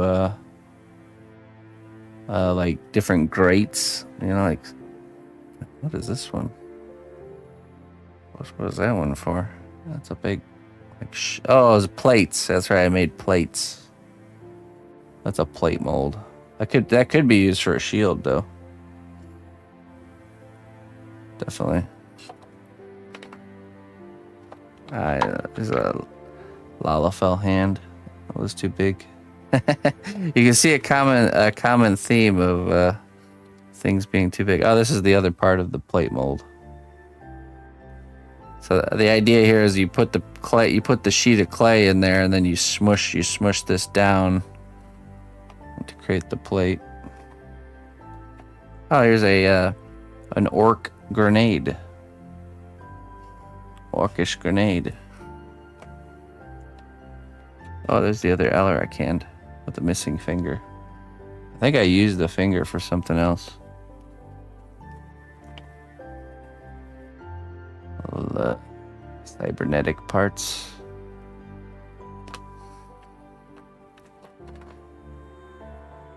Little axe. Let me ask you a question. Some foot, sketched foot, somebody's feet. A little set of feet. A lot of these little skull molds and stuff.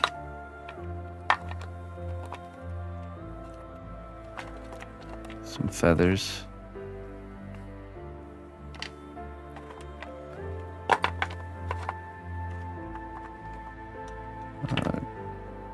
Little servo skull.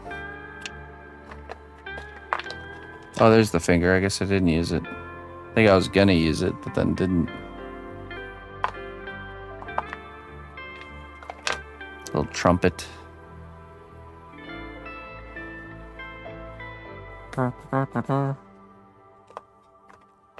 There's another servo skull. This is the idea of like taking a duplicated piece and then turning it into something further. So I duplicated the skull, and then I took the duplicated skulls and just added a little bit more clay and designed these kind of servo skulls.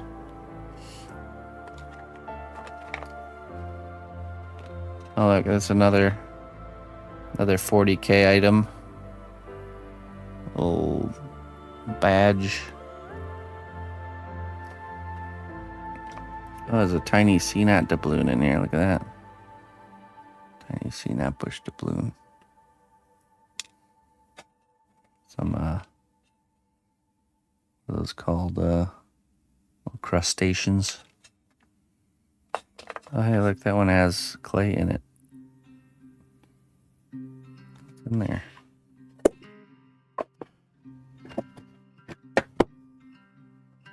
Did I bake it?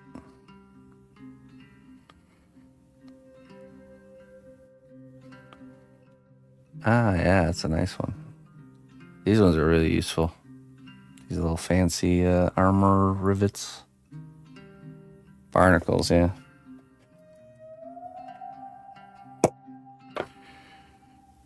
Alright, let's get back to work, actually. Where were we? Ah, yes. Cyborg guy, yeah.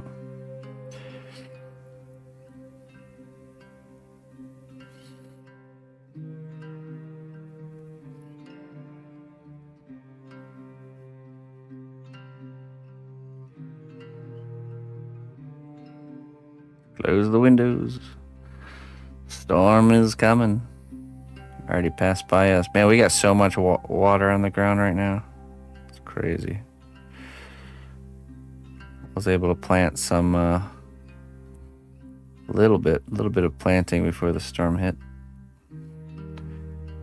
I'm getting sunflowers out there, which is always weird to me because you know usually they tell you to plant sunflowers later, but I go by what the natural world is doing, and I see baby sunflowers coming up that sowed themselves from the previous season. So whenever I see those coming up, that's when I plant my sunflowers.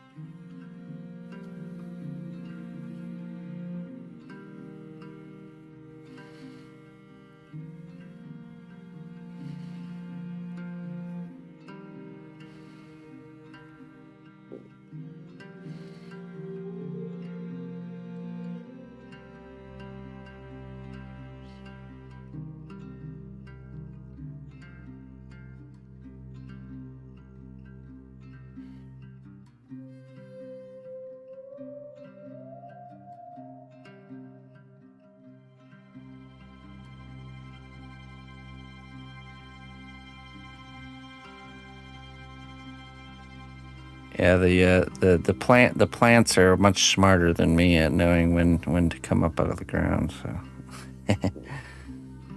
and here's the reality: the natural world doesn't use a calendar, so they're all based off of like temperature of the soil, length of the day. You know, like all these like once the parameters are perfect, then they sprout. You know.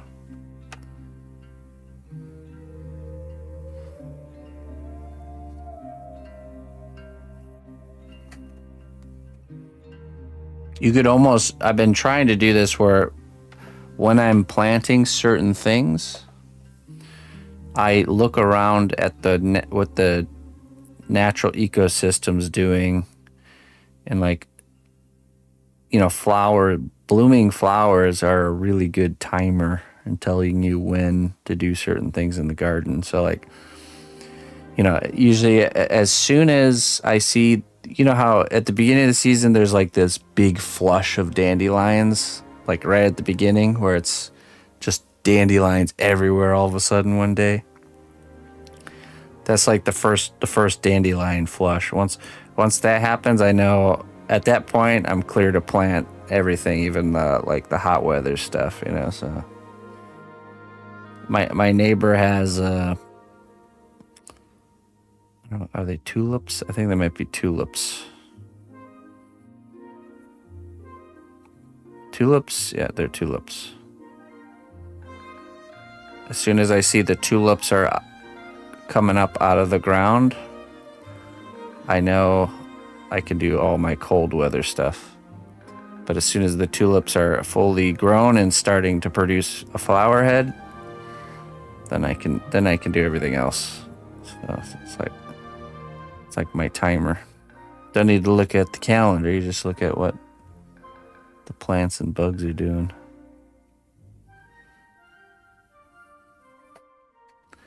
I think daisies are a good timer too. I think this one's done. I don't think we need this one anymore. That window, we don't need any more of those. Okay. We might not need more of these either. Let's see. 1, 2, 3, 4. Can't remember.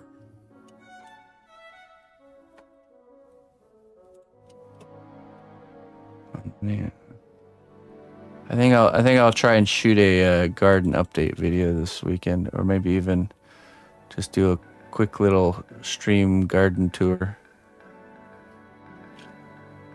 Maybe.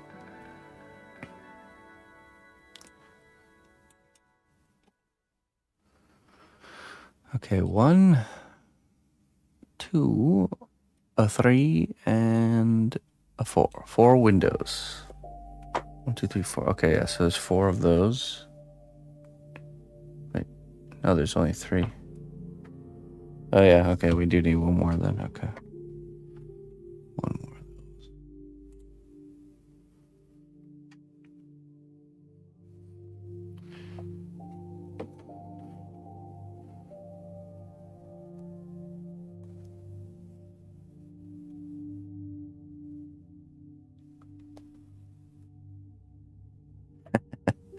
A 1, a 2, a 3.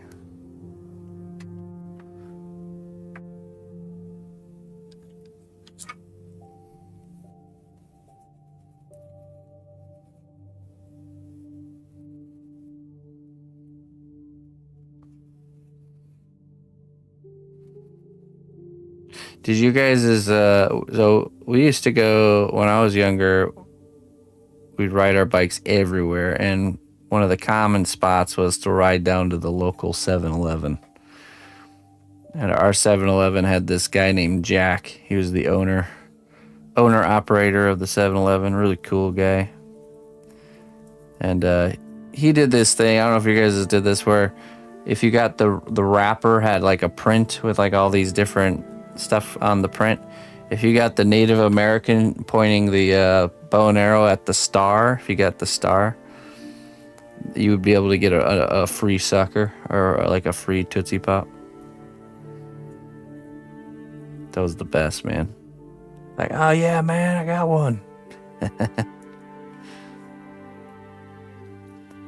But then if you like open the next one and it had the same thing too,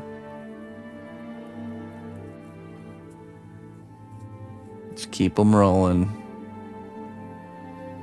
I don't know if it was something that just my local one did or if like it was something that everybody did.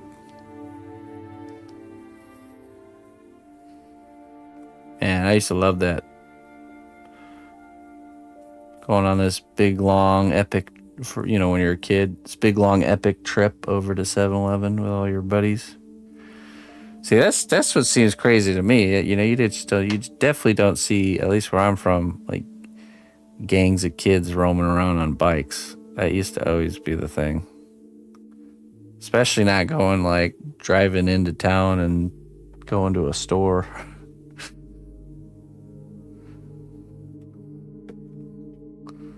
That's definitely much different. Much different nowadays. They're all inside, yeah. I know firsthand, man. Parks are like empty. Ghost towns. I'll take Emma to a park to play with other kids, and it's more times than not there's not other kids.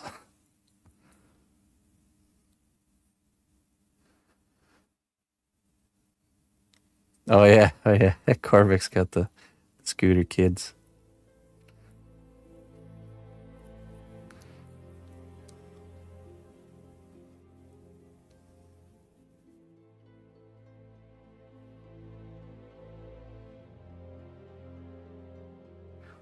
Yeah, I mean, to be fair, I wouldn't let Emma go ride to the store on her bike nowadays.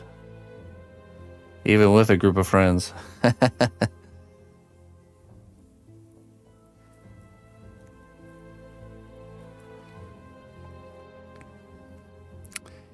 Was it just like naiveness back then? That was pretty normal. Parents let kids do that.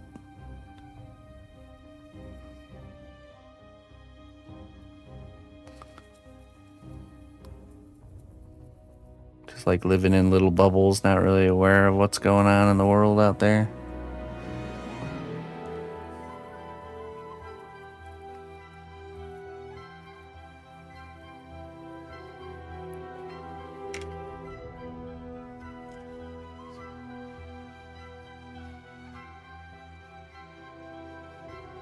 Oh, nice, Tarkin.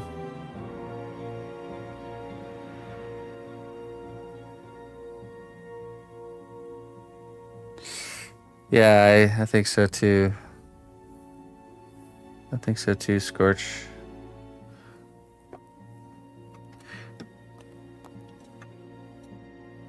Either awareness grew because of the internet or things just got worse because of the internet.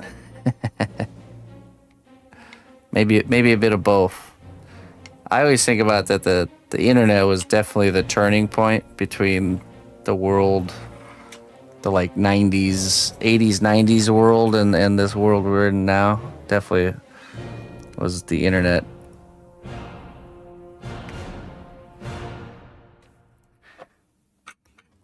Oh, I forgot this one.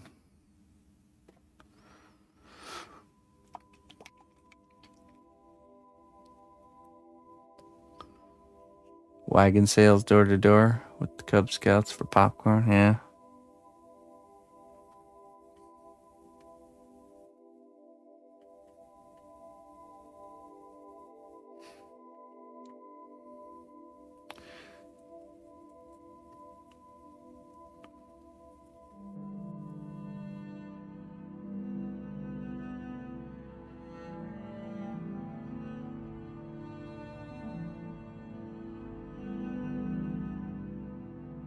I got to Weeblos. Weeblos was the highest level Boy Scouts I did. I really liked it. You know, it's a fun fact. I actually, you know how I earned my art badge for Boy Scouts? I actually made a sculpture of a head. Believe it or not. I did a clay head sculpture.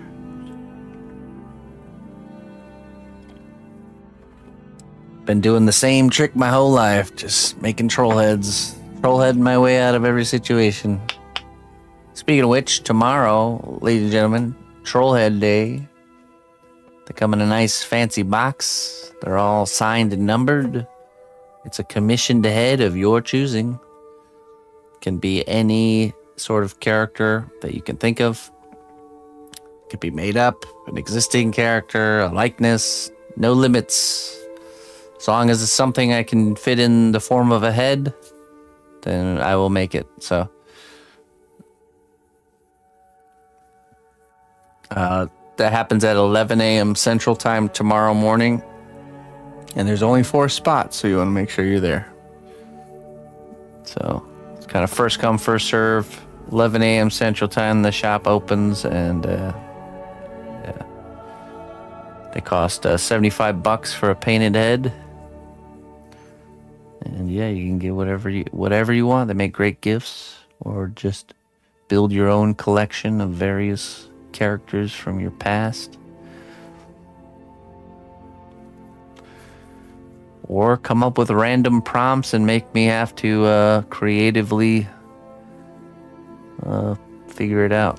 It's always fun too. Hey, Sherry, awesome. Yeah, I was really happy with that because, babies are not easy. So, that was one of those things that's one of those likenesses where it should have been hard, but it actually came out real smooth. And then you got Smeagol over here, where it should have been smoother, but it gave me a real hard time. I mean, I was like, almost, did we almost do like a 12-hour stream last Friday? It was pretty brutal. Dang, Smeagol. That's just the way it goes sometimes. All right, friends. I'm going to let this all dry before I can fill these molds and then produce some more pieces. But I think we'll leave that there for now. And I'm going to get out of here, get some rest. Tomorrow's Friday, a big long day. Make sure I'm rested and recharged. We will... Hey, what's up, Luna? Hi, Luna. Bye, Luna. We'll probably work on this gun in the morning and get this looking nice, and we'll, sculpt it up, and then we'll switch to heads at 11 o'clock. So, hey, you guys have a good night. Thanks for tuning in. Thanks for spending your time here. I appreciate it. Let's see. Where can I leave? Let me leave you with somebody here.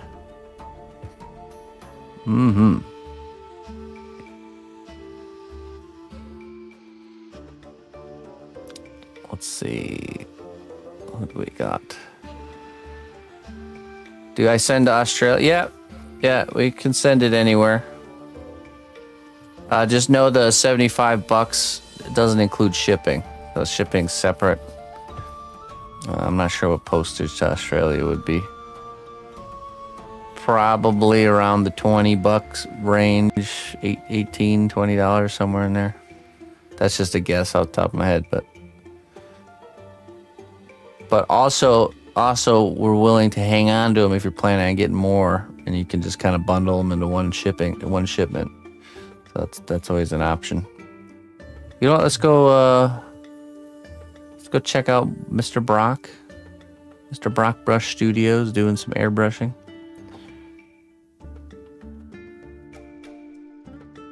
He's airbrushing a Doge.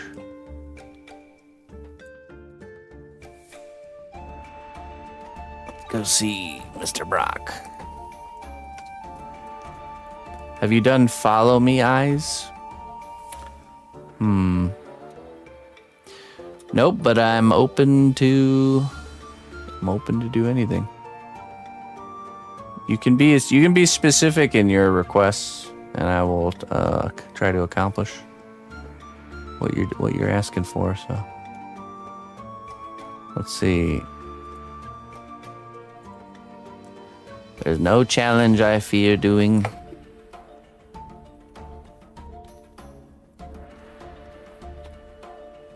Alright, let's get this raid going. Alright, folks. Hey, Toad. Thank you. We'll catch you later. Till next time. Bye-bye.